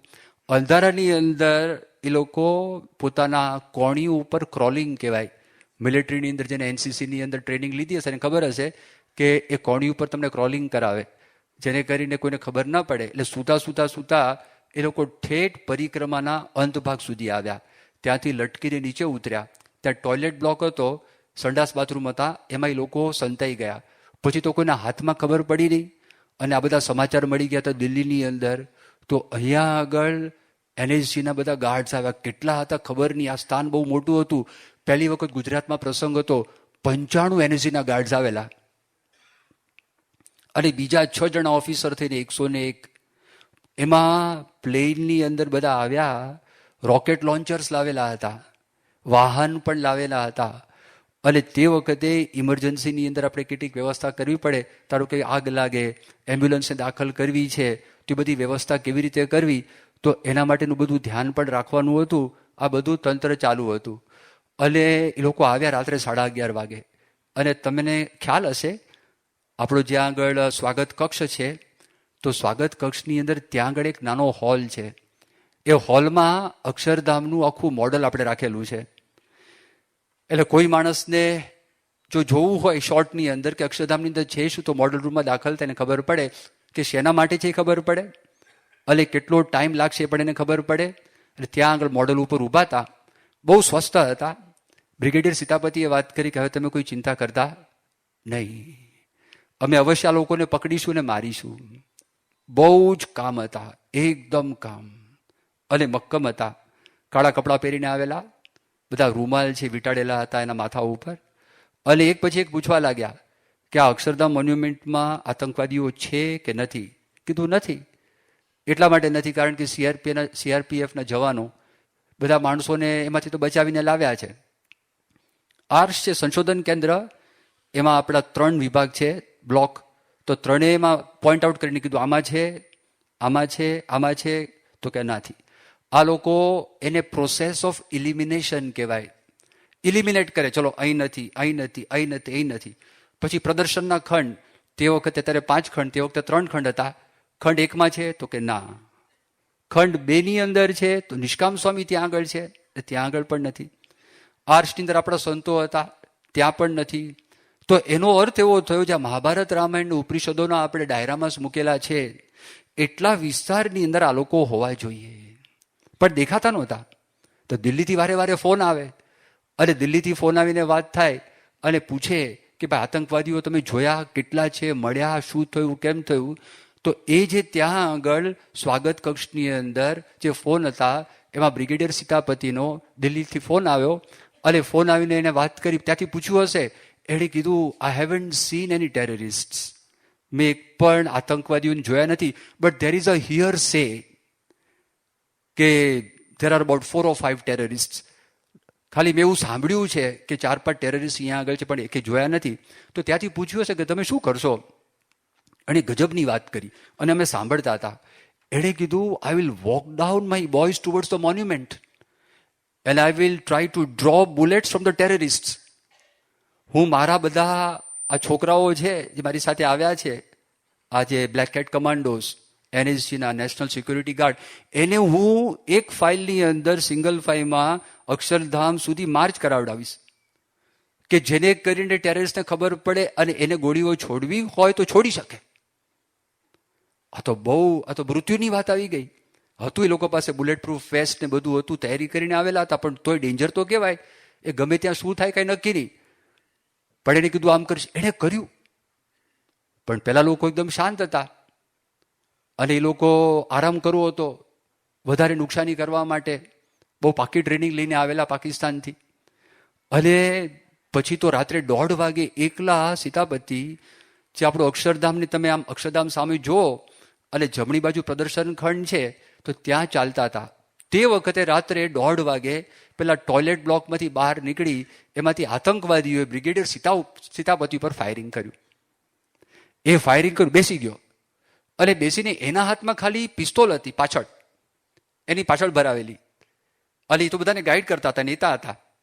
બીજા બધા પાસે જે બધા સાધનો હતા એ સાધન હતા, આમની પાસે ખાલી પિસ્તોલ હતી. એને સામે ફાયરિંગ કરી. એ ફાયરિંગ કરી એટલે બધા જવાનોને ખબર પડી કે આ વિસ્તારમાં આતંકવાદીઓ સંતાયેલા છે. અને સંતાઈ ગયા, હવે શું કરવું, કોર્નર થઈ ગયા છે. અને લોકો પાસે પેલું કાનની અંદર વાયરલેસ સેટ હોય અને સ્પેશિયલ ફ્રીક્વન્સી હોય, એના દ્વારા માર્ગદર્શન આપે. પણ કમનસીબીની વાત એ હતી કે આ લોકો બિચારા પ્રકાશમાંથી અંધારા તરફ જઈ રહ્યા હતા, અને પેલા લોકો અંધારામાં છુપાયેલા હતા, અને અંધારામાંથી બધી ગોળીઓ એ લોકો ત્યાં આગળ છોડતા હતા. આવો આખો ઘાટ હતો. અને એમાં મેં તમને કીધું ને કે એક જણ બિચારા ધામમાં ગયા અને બીજાને માથામાં ગોળી વાગી. એ સવારે 5:45 સુધી આ બધું ઓપરેશન ચાલુ રહ્યું. એ ઓપરેશન ચાલુ રહ્યું, અને એમાં વચ્ચે એ સીતાપતિ ત્યાં આગળ આવ્યા અને કીધું અમારા મનમાં એવી ઈચ્છા થાય છે કે રોકેટ અમે લોન્ચ કરીએ. આ લોકો જનરેટર રૂમ પાસે સંતાયા હોય એવું લાગે છે. અને સખત સામસામી ફાયરિંગ ચાલુ, તમને બોમ્બના ધડાકા વચ્ચે વચ્ચે સંભળાય. અને આ લોકો એટલા બધા હોશિયાર હતા, નીચે બેઝમેન્ટ છે, બેઝમેન્ટમાંથી ગોળી છોડે, કોઈક ઉપરથી ગોળી છોડે, ત્યાં બોરસેલીના ઝાડ ઉપર ચડીને ગોળી છોડે. એટલે પેલા લોકોને આમ અંદાજ જ ના આવે, છે કેટલા ખબર જ નહીં, ક્યાંથી બધી ગોળીઓ આવે છે એકસાથે. એ લોકો મૂંઝાતા હતા. અને આખો બધો આ પ્રસંગ થયો. અને એ પ્રસંગની અંદર પછી સવારે એણે વિચાર કર્યો, ઈશ્વર સ્વામી હા પાડી, તમે વાંધો નહીં, તમારે રોકેટ દ્વારા બોમ્બ નાખવો હોય તો નાખો. પછી લોકોએ વિચાર માંડી વાળ્યો, હવે આ લોકો મળી જ ગયા છે તો સવાર પડવા દો. અને અગાસીમાં એના બધા જવાનો ગયા, અને અગાસીમાંથી પછી આ લોકો જોયા બોરસેલીના ઝાડ પાસે એક નીચે હતો, એક ઉપર હતો. ફાયરિંગ કર્યું, અને એ લોકોને 5:30 પોણા 6ની આસપાસે મારી નાખ્યા. અને મારી નાખ્યા પછી બધી સેફટી, લોકોને પગથી થોડાક દોરડાથી બાંધ્યા. અને બાંધીને, કારણ કે જો બોમ્બ ભરાવીને જ બેઠા હોય અને જેવું હલાવે અને માનવ બોમ્બ હોય તો વળી પાછા 5-10 જવાનો મરી જાય. એટલે બધું જોયું, અને એના ખિસ્સામાંથી બધી ચિઠ્ઠી મળી. અને ચિઠ્ઠી બધી પેપરમાં આવી. જે જૂના બધા માણસો છે એને ખ્યાલ છે કે પેપરની અંદર એને જે લખાણ કરેલું એના પરથી આપણને ખબર પણ પડી ગઈ. એ લોકોએ બધું તપાસ પણ કરી, કોણ છે શું છે એનો ખ્યાલ પણ ત્યાં આગળ આવી ગયો. આ બધા પ્રસંગ બની ગયા. હવે એ પ્રસંગ બન્યા અને બન્યા પછી એ લોકો દર્શન માટે ગયા અને સવારે આ બધા જ એનએસજીના ગાર્ડ્સ એમાંથી નીકળે છે. ક્લાસિક ફોટો એ લોકોને ખબર પણ નથી, પણ એ પડેલો છે અને પેપરની અંદર આ બધી વાતો આવી ગઈ. આખા ભારતની અંદર આ બધી વાતનું પ્રસારણ થઈ ગયું, વિદેશની અંદર પણ પ્રસારણ થઈ ગયું. અને તમને ખ્યાલ હોય તો 2 વખત આખો દેશ બંધ રહે એનું એલાન હતું અને બહુ જબરજસ્ત રીતે આ લોકોએ પાકો બંદોબસ્ત હતો એનું પાલન કરેલું હતું. અહીંયા ડૉક્ટર વિજયભાઈ ઉપાધ્યાય છે, આપણા ઓર્થોપેડિક સર્જન. એમનો દીકરો નિશાંત એ પોતે કર્ણાટકની અંદર દાવણગીરીમાં અભ્યાસ કરવા માટે જતા હતા. તેમના પિતાજી એટલે વિજયભાઈ ડૉક્ટર સાથે હતા. એટલે સ્ટેશન ઉપર ઉતર્યા તો ભેંકાર, કોઈ માણસ નહીં. સ્ટેશન ઉપર એક કેન્ટીન ચાલુ નહીં. તો કોઈ 2-4 માણસ હતા, એને પૂછ્યું કે શું છે શું, કે એને કીધું કે આપકો પતા નહીં આજ પૂરા દેશ બંધ હૈ. તો કે શેના માટે? એ કે આપ કહાં से आते हो? कि गुजरात से. तो गुजरात में कहाँ से? गांधीनगर में. गांधीनगर पता नहीं, वहाँ टेररिस्ट अटैक हुआ है तो उसके लिए आज देश બંધ है. તો એ આખું બંધ હતું. એ સજ્જડપણે લોકોએ પાલન કરેલું હતું અને એમાં એ લોકોએ યુનિટી અને સંપ આખા દેશના બધા જ માણસો, કારણ કે ત્યાં સુધીની અંદર હજારો લાખો માણસો એ અક્ષરધામમાં આવી ગયા હતા. એ લોકો આ માનવા માટે તૈયાર નહોતા કે આવો પ્રસંગ બની શકે, કેવી રીતે બની શકે. હવે બીજે દિવસે નરેન્દ્રભાઈ આવી ગયા, અડવાણી સાહેબ આવી ગયા. થોડા દિવસ 3-4 દિવસની અંદર અટલ બિહારી વાજપેયી પણ આવેલા, સોનિયા ગાંધી પણ આવી ગયેલા. અને 5-7 દિવસ પછી એક ફ્રેન્ચ મહિલા એ આવેલા હતા. ત્યાં ચોપડીની અંદર નામ લખેલું નથી, પણ જ્યારે અબ્દુલ કલામને આ સમાચાર મળ્યા અને અબ્દુલ કલામના અંતરની અંદર અત્યંત જે દુઃખ થયું, એ દુઃખ એટલા માટે તીવ્ર હતું. તો અબ્દુલ કલામ આ પ્રસંગનું વર્ણન કરીને એ પોતે લખે છે કે આ શાંતિનું સ્થળ છે, આ સંવાદિતાનું સ્થળ છે, આ પ્રેરણાનું સ્થળ છે. એ સ્થળની અંદર આવું થાય. એટલે એટલા માટે મેં પ્રમુખ સ્વામી મહારાજને ફોન કર્યો અને ફોન કરીને મેં વાત કરી કે સ્વામીજી, આ પ્રસંગની અંદર તમે એકલા નથી. આ પ્રસંગમાં આખો દેશ છે, એ દેશ તમારી સાથે છે. અને એટલું જ નહીં, એમણે વાત કરી કે આ જે પ્રહાર થયો છે અક્ષરધામ ઉપર, ખાલી પ્રહાર થયો નથી, રાષ્ટ્ર ઉપર પ્રહાર થયો છે. કારણ કે આપણા રાષ્ટ્રની અંદર બધા ધર્મો માટે આદર રાખવાની વાત છે. નિરપેક્ષ, ધર્મ નિરપેક્ષ આપણું રાષ્ટ્ર છે. તેમાં કોઈ પણ સ્થાનમાં આવું બને એ બરોબર નથી. એના અંતરની અંદર અત્યંત પીડા અને અત્યંત દુઃખ થયું. તો આ 6-7 દિવસ પછી એક ફ્રેન્ચ મહિલા આવેલા અને ફ્રાન્સની અંદર એક પેરિસનું બહુ મોટું પ્રસિદ્ધ ન્યૂઝપેપર, એના પોતે ખબરપત્રી હતા, એ દાખલ થયા ને અને આપણા ગાઈડ સાથે હતા. આંખમાં પાણી, રડવાનું શરૂ કર્યું. એને પોતાને નવાઈ લાગી. એ સામાન્ય રિપોર્ટર નહોતા, she was a war correspondent. એ લડાઈના રિપોર્ટર હતા.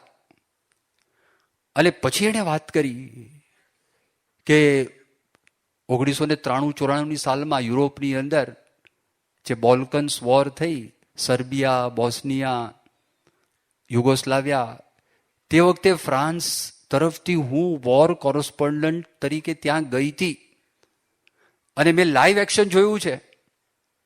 ઘણા બધા માણસોને મરતા જોયા છે, હાથ પગ તૂટી ગયા હોય એ બધા માણસોને જોયા છે, શેલિંગ જોયેલું છે. તે વખતે પણ મારા આંખની અંદર આંસુ નહોતા આવ્યા, પણ આ સ્થાનની અંદર મને આંસુ આવી ગયા. એનું કારણ આવા સ્થાનની અંદર વિચાર આવે છે કેવા પ્રકારના માણસો હોઈ શકે. આટલું બધું વિકૃત માનસ.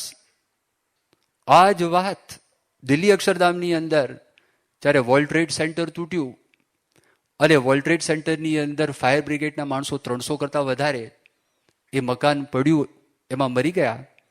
એના જે ચીફ હતા, એના દુઃખની અંદર એણે નોકરી છોડી દીધી. ન્યુયોર્કના મેયરે વાત કરી કે તમે ફરી વખત જોઈન થઈને ના પાડી કે અશક્ય છે. મને આ બધું મને ખૂબ યાદ આવે છે. એ ભારત આવેલા અને અક્ષરધામ જોયેલું, આત્મ સ્વરૂપ સ્વામીને મળેલા અને આત્મ સ્વરૂપ સ્વામીએ વાત કરી કે અમારા અક્ષરધામની અંદર પણ આતંકવાદી હુમલો થયો. હવે એમણે તો આ જોયું નહોતું, પહેલું સ્થાન જોયું હતું, એટલે એમના મનમાં હશે કે અક્ષરધામ આવું હશે. તો એણે વિચાર કર્યો કે આ સ્થાનની અંદર, આવા સ્થાનમાં I can understand an attack on parliament. Parliament ઉપર કદાચ કોઈક આક્રમણ કરે હું સમજી શકું. I can understand an attack on the sea port or on the airport. હવાઈ મથક ઉપર અટેક કરે તો હું સમજી શકું, અને બંદર ઉપર અટેક કરે સમજી શકું. આવા સ્થાનની અંદર અટેક કરે, એવો પ્રસંગ બની ગયો હતો. વાજપેયીનું બ્લડ શુગર ઓછું થઈ ગયું, અને એ તો કવિ માણસ, અને એકદમ ઇમોશનલ વ્યક્તિ, અને હોલ નંબર 1માં હજી તો ત્યાં આગળ બધા લોહીના બધા પેલા પડેલા હતા. એને કીધું પ્રેસ રિપોર્ટરે પછી આગ્રહ કરે કે ઇન્ટરવ્યુ લેવો છે. એને કીધું ભાઈ અભી મેને ખૂન કે ધબ્બે દેખે હૈ, અને મારી એવી પરિસ્થિતિ નથી. અને પોતે ત્યાં આગળ વ્હીલચેરમાં એને બધા સિક્યુરિટીના ગાર્ડ્સ પેલા કવર કરી, એસ્કોર્ટ કરી, અને એના ઢીચણમાં ઓપરેશન પણ કરાવેલું હતું. એને પોતે ત્યાં આગળ બહાર લઈ ગયા. આ આખો પ્રસંગ બની ગયો. તે વખતે પ્રમુખ સ્વામી મહારાજ આ વર્ણન કરે છે. અબ્દુલ કલામ, આ એમનું પ્રેશિયસ સ્થાન હતું, અમૂલ્ય સ્થાન, અદ્ભુત સ્થાન હતું, સુંદર સ્થાન હતું, તો પણ પ્રમુખ સ્વામી મહારાજે શાંતિ રાખી. આ લખે છે મેગ્નેનિમિટી દેખાડી, એટલે શત્રુને માફ કરવાની અંદર ઉદારતા દેખાડી પ્રમુખ સ્વામી મહારાજે. Pramukh Swami Maharaj is an embodiment of forgiveness. ક્ષમાનું મૂર્તિમાન સ્વરૂપ છે. Is an embodiment of patience. એ ધીરજ એનું પોતે મૂર્તિમાન સ્વરૂપ છે. આ એમણે વાત કરી, અને એમણે વાત કરી કે પ્રમુખ સ્વામી મહારાજ ત્યાં આગળ આવ્યા, અને 4 દિવસ પછી 29 તારીખે પ્રાર્થના સભાનું આપણે આયોજન કરેલું હતું. અને એ પ્રાર્થના સભાનું આયોજન કર્યું. હજારો માણસો ત્યાં આગળ બેઠા હતા. પ્રમુખ સ્વામી મહારાજ બેઠા હતા, સાથે બધા સંતો ઉપર સ્ટેજ ઉપર પ્લેટફોર્મ ઉપર હતા, અને નીચે મોદી સાહેબ, પછી કેબિનેટના મિનિસ્ટરો હતા, બીજા બધા સંતો હતા, બહારના જેને ગુણાનુરાગી માણસો, એ બધા ત્યાં આગળ ભેગા થઈ ગયા હતા. અને એમાં તો પ્રાર્થના સભામાં ભગવાનની ધૂન હતી, ભગવાનની પ્રાર્થના હતી, અને પ્રમુખ સ્વામી મહારાજનું જ ખાલી પ્રવચન હતું. અને બહુ શોર્ટ ટૂંકમાં સ્વામી પ્રવચન કર્યું. એ પ્રવચનની અંદર પ્રમુખ સ્વામી મહારાજે જે ધીરજ રાખી છે ને, કારણ કે આખું આ તો લાઈવ આવ્યું. અને સ્વામી તે વખતે વાત કરી કે આપણે આનો જવાબ નથી આપવાનો, ભગવાન છે, ભગવાન જવાબ આપશે. અને એટલી શાંતિથી સ્વામીએ વાત કરી, અને શાંતિ જાળવવા માટે વાત કરી, અને શાંતિ માટે સ્વામીએ પ્રાર્થના કરી. અને સ્વામીના આંખની અંદર તે વખતે જો એક આંસુ પડ્યો હોત તો ફરી વખત ગુજરાતની અંદર એ હુલ્લડ થવાની સંપૂર્ણપણે શક્યતાઓ હતી. જે આતંકવાદીના મનમાં હતું, જે કલામ સાહેબે પુસ્તકની અંદર લખેલું છે. કલામ સાહેબે પોતે એવી વાત કરી છે કે એ લોકોના મનમાં એવો ઈરાદો હતો કે ગુજરાતમાં ભૂકંપ તો થયો છે, અને હુલ્લડો તો થયા છે, માટે કોમી રમખાણો ફરી વખત થાય તો ગુજરાત આખો અસ્થિર બની જાય, અને દેશ પણ અસ્થિર બને, એવી એમની ભાવના હતી. પણ પ્રમુખ સ્વામી મહારાજે શાંતિની અપીલ કરી, અને બદલો લેવાની સ્વામીએ ના પાડી. એને લીધે આખા ગુજરાતની અંદર શાંતિ થઈ. BSF બોર્ડર સિક્યુરિટી ફોર્સના ડીજી આવેલા, અને એ ડીજી અમને વાત કરી. આ હું તમને આગળ જે બોલી ગયો ને એ એમના શબ્દો છે. એમણે કીધું જો પ્રમુખ સ્વામી મહારાજની આંખમાં એક પણ આંસુ જો પડ્યો હોત ને તો ફરી વખત ગુજરાતમાં રાઇટ શરૂ થઈ ગયા હોત. પણ ગુજરાતમાં જે શાંતિ થઈ એનું કારણ પ્રમુખ સ્વામી મહારાજની સ્થિતપ્રજ્ઞતા. એ સ્થિતપ્રજ્ઞતાનો શબ્દ આની અંદર એ અબ્દુલ કલામ સાહેબ પોતે એ લખે છે. પણ અહીંયા આગળ કલામ સાહેબ બીજી વાત ઉમેરે છે. કલામ સાહેબ એક વાત કરી કે it ended the perpetuating cycles of communal riots. વારંવાર જે હુલ્લડ થતા હતા, ત્યાર પછી તમે જુઓ 2001ની સાલ પછી આપણે ત્યાં આગળ કોઈ હુલ્લડ થયા નથી. દેશની અંદર પણ જે શાંતિ થઈ એનું કારણ એ, એટલે પ્રમુખ સ્વામી મહારાજે બહુ મોટું ઉદાહરણ સ્થાપ્યું. અને એવું કહેવાય છે તો તે વખતે પ્રેસ માટે, ખબરપત્રીઓ માટે, ટેરરિસ્ટ, એન્ટી ટેરરિસ્ટ ઓર્ગેનાઇઝેશન માટે એક નવો શબ્દ કોઈન થયો, જે ડિક્શનરીની અંદર એ શબ્દ નહોતો. આજે પણ એ શબ્દ નથી. પણ આવો જ્યારે પ્રસંગ બને તો અક્ષરધામ રિસ્પોન્સ નામ આવ્યું. અક્ષરધામ રિસ્પોન્સ, અક્ષરધામનો પ્રતિભાવ કેવી રીતે આપ્યો, આ પ્રસંગ બન્યો ને કેવી રીતે કામ થયું, એ બધું વર્ણન થયું. તો જો શ્રીજી મહારાજે વચનામૃતની અંદર, શિક્ષાપત્રીની અંદર આ બધી વાતો, ક્ષમાની વાત છે એ ક્ષમાની વાતો એમણે એ ઘણી બધી કરેલી છે. સાધુઓ માટે તો ખાસ વાત કરી છે, ગાલિદાનમ તાડનમ ચ કૃતમ કુમતિભીર જનૈહિ ક્ષંતવ્યમેવ સર્વેશામ ચિંતનેમ હિતમ ચ તૈહિ. આ જે શ્લોક છે એ શ્લોકમાં એવી વાત કરી જે સાધુ હોય એને કોઈ ગાળ દે અથવા એનું કોઈ તાડન કરે તો સામી ગાળ દેવી નહીં, એને તાડન પણ કરવા નહીં. અને એનું જેમ હિત થાય એવી રીતે મનની અંદર ચિંતન કરવું. આ બહુ જ મોટો પાઠ છે, જબરજસ્ત મોટો પાઠ છે. એ પ્રમુખ સ્વામીના જીવનની અંદર એ આપણને દેખાયો. હવે એનું મૂળ કારણ શું? તમે જો પરાપૂર્વથી આપણે ત્યાં આ બધા દ્રષ્ટાંતો બને છે, ચાલતા આવ્યા છે. અલે ક્ષમા આપી ક્ષમા વીરસ્ય ભૂષણમ. વીર માણસ હોય ને ક્ષમા આપી શકે, કમજોર માણસ એ ક્ષમા ના આપી શકે. તો અબ્દુલ કલામ લખે છે, મેં પ્રેસિડેન્ટ તરીકે જાહેરાત કરી કે તમે આ જે કૃત્ય કર્યું છે it was an act of cowardice. આ ડરપોક માણસનું કૃત્ય હતું, શુરવીર માણસનું કૃત્ય નહીં. શુરવીર માણસ કોણ કહેવાય? લડાઈમાં લડે શુરવીર કહેવાય. અહીંયા કોઈની પાસે લાકડી પણ નથી અને એની સામે તમે લડવા માટે આવો, તે શુરવીરનું કામ કહેવાય કે ડરપોકનું કામ કહેવાય? તો કલામ સાહેબે પોતે આ વાત કરી. એટલે ક્ષમા વીરસ્ય ભૂષણમ. આપણે ત્યાં આગળ આ બધા પ્રસંગો બન્યા છે. સીતાજી એમને ક્ષમા કરી રાક્ષસીઓને.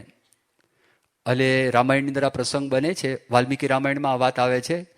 પ્રસંગ એવો બને છે, હનુમાનજી અશોક વાટિકામાં સીતાજીને લેવા માટે આવે છે. અને તે વખતે સીતાજી એમ કે છે કે આ રાક્ષસીઓનો વાંક નથી, એ તો પરાધીન હતા અને એના જે રાજા રાવણ એની આજ્ઞાનું પાલન કરતા હતા. આમાં મારો જ કંઈક વાંક છે, મારી જ કંઈક ભૂલ છે, પૂર્વજન્મના મારા કંઈક કર્મ છે, આડા આવેલા છે કે જેને કરીને મારા જીવનમાં આવો એક પ્રસંગ બની ગયો છે. અને કદાચ એ લોકોની ભૂલ હશે તો હું એને માફી આપું છું. આવી વાત હનુમાનજીને પોતે કરે છે. એટલે હનુમાનજી બધી રાક્ષસીઓ જે હતી એને ત્યાં આગળ છોડી દે છે. રામચંદ્ર ભગવાન જો એના મૂળમાં કઈ કઈ હતા, અરે કઈ કઈને લીધે આ બધી ઉપાધિ થઈ ને, અને કઈ કઈ એવું ના કર્યું તો કશું થાત નહીં. પણ પાછા આવ્યા તો પગે કૌશલ્યાને લાગતા નથી, સુમિત્રાને લાગતા નથી. એ કઈ કઈ પાસે જાય છે અને કઈ કઈ પાસે જઈને પોતે વાત કરે છે, તાત સ્નેહો ભરત મહિમા પૌરુષમ વાયુ સુનોહો સખ્યમ ચાપી પ્લવગ નૃપતે હે ક્વાપી સૌમિત્ર ભક્તિ. પછી આગળ વાત કરે છે, સીતા સત્યમ મમ ભુજ બલમ વૈરીણામ વૈરી ભાવ જ્ઞાતમ સર્વમ તવ ચરણયોર માતરેશ પ્રસાદ. અદ્ભુત શ્લોક છે. આ શ્લોકમાં વર્ણન કરે છે, માતા કઈ કઈને કહે છે તાત સ્નેહો, કે તમારા ચરણના પ્રતાપથી મને ઘણું બધું શીખવા મળ્યું છે કે મારા પિતાનો મારા માટે કેટલો બધો સ્નેહ હતો. જ્યારે હું ગયો મારા પિતા મારા વિયોગમાં મરી ગયા. મને ભરતનો મહિમા સમજવા મળ્યો કે ભરતને ગાદી મળતી હતી, ગાદીનો ત્યાગ કરીને નંદીગ્રામમાં ભરત ખાડો ખોદીને રહેતા હતા. તાત સ્નેહો ભરત મહિમા. અને કે છે કે સખ્યમ ચાપી પ્લવગ નૃપતે હે સુગ્રીવ, તો એની મૈત્રી એ કેવી હોય મને ખ્યાલ આવ્યો. હનુમાનજીના પૌરુષ એમાં કેટલી બધી તાકાત છે એનો પણ મને ખ્યાલ આવ્યો. સીતા સત્યમ, સીતા એ સત્ય હતી, અગ્નિ પરીક્ષામાંથી પસાર થઈ તો મને તો ખબર પડી કે સીતા પોતે સત્ય છે, પણ આખા વિશ્વને ખબર પડી કે આ સીતા પોતે સત્ય છે, એનો મને ખ્યાલ આવ્યો. અને મમ ભુજ બલમ, મારા ભુજાની અંદર કેટલું બળ. મેં રાવણનો સંહાર કર્યો, ત્યાં સુધી આટલા મોટા વ્યક્તિનો મેં સંહાર કર્યો નહોતો, પણ એનો મેં સંહાર કર્યો ત્યારે મને ખબર પડી કે મારી ભુજાઓની અંદર પણ કેટલી બધી તાકાત છે. અને વૈરીણામ વૈરી ભાવ, જે દુશ્મનો છે તો દુશ્મનો કેવી રીતે લડે, એ લોકોના આશયો કેવા હોય, અને એનો પણ મને ખ્યાલ આવ્યો. પણ આ જ્ઞાતમ સર્વમ, આ મેં બધું જાણ્યું તવ ચરણયોર માતરેશ પ્રસાદ. હે માતા, તમારા ચરણના પ્રસાદથી, તમારા ચરણની કૃપાથી એ બધું મને જાણવા મળ્યું. આ કેટલું મોટું દ્રષ્ટાંત કહેવાય. જસ્ટ વિચાર કરજો, આ ક્ષમાની કેટલી મોટી ભાવના કહેવાય. આ જબરજસ્ત મોટી ભાવના છે.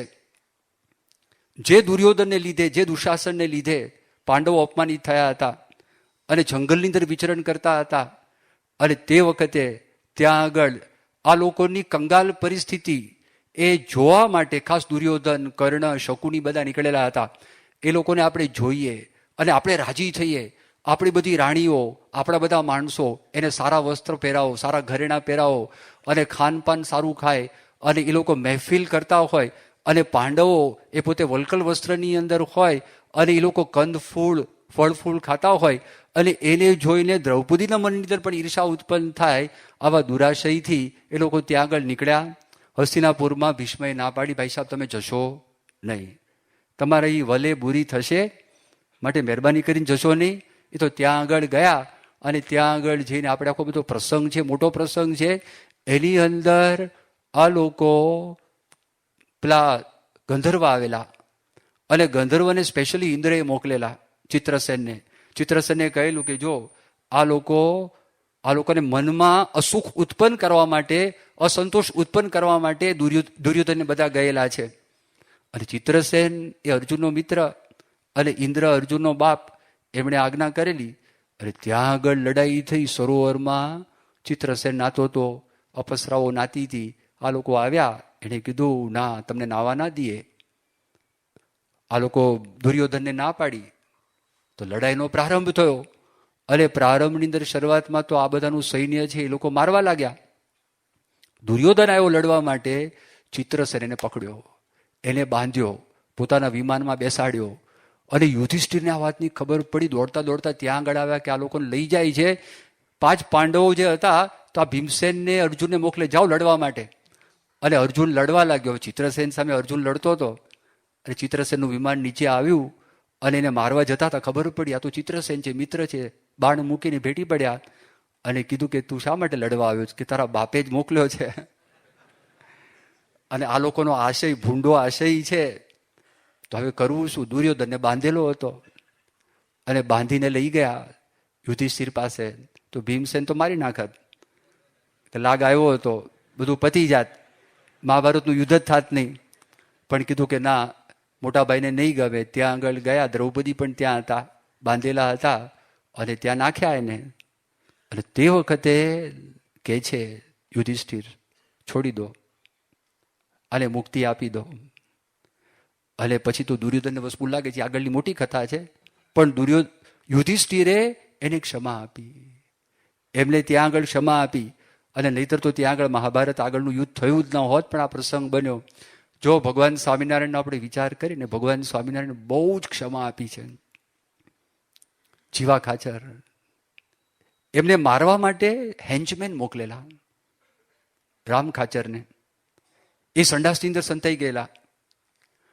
અને શ્રીજી મહારાજે રામ ખાચરને પણ માફ કર્યા અને જીવા ખાચરને પણ માફ કર્યા. દાદા ખાચરની વિરુદ્ધમાં વજયસિંહ બાપુને ફરિયાદ કરી હતી, કાન ભણભણી કરેલી, એ પણ કામ કરેલું. મહારાજની પ્રતિષ્ઠા ઓછી થાય, દાદા ખાચરની કુટુંબની પ્રતિષ્ઠા ઓછી થાય, બધા પ્રયત્ન કરેલા. અને એ પ્રયત્ન કરવા છતાં અમરાબા અને અમુલાબા એ જીવા ખાચરની બંને પુત્રીઓ હતી.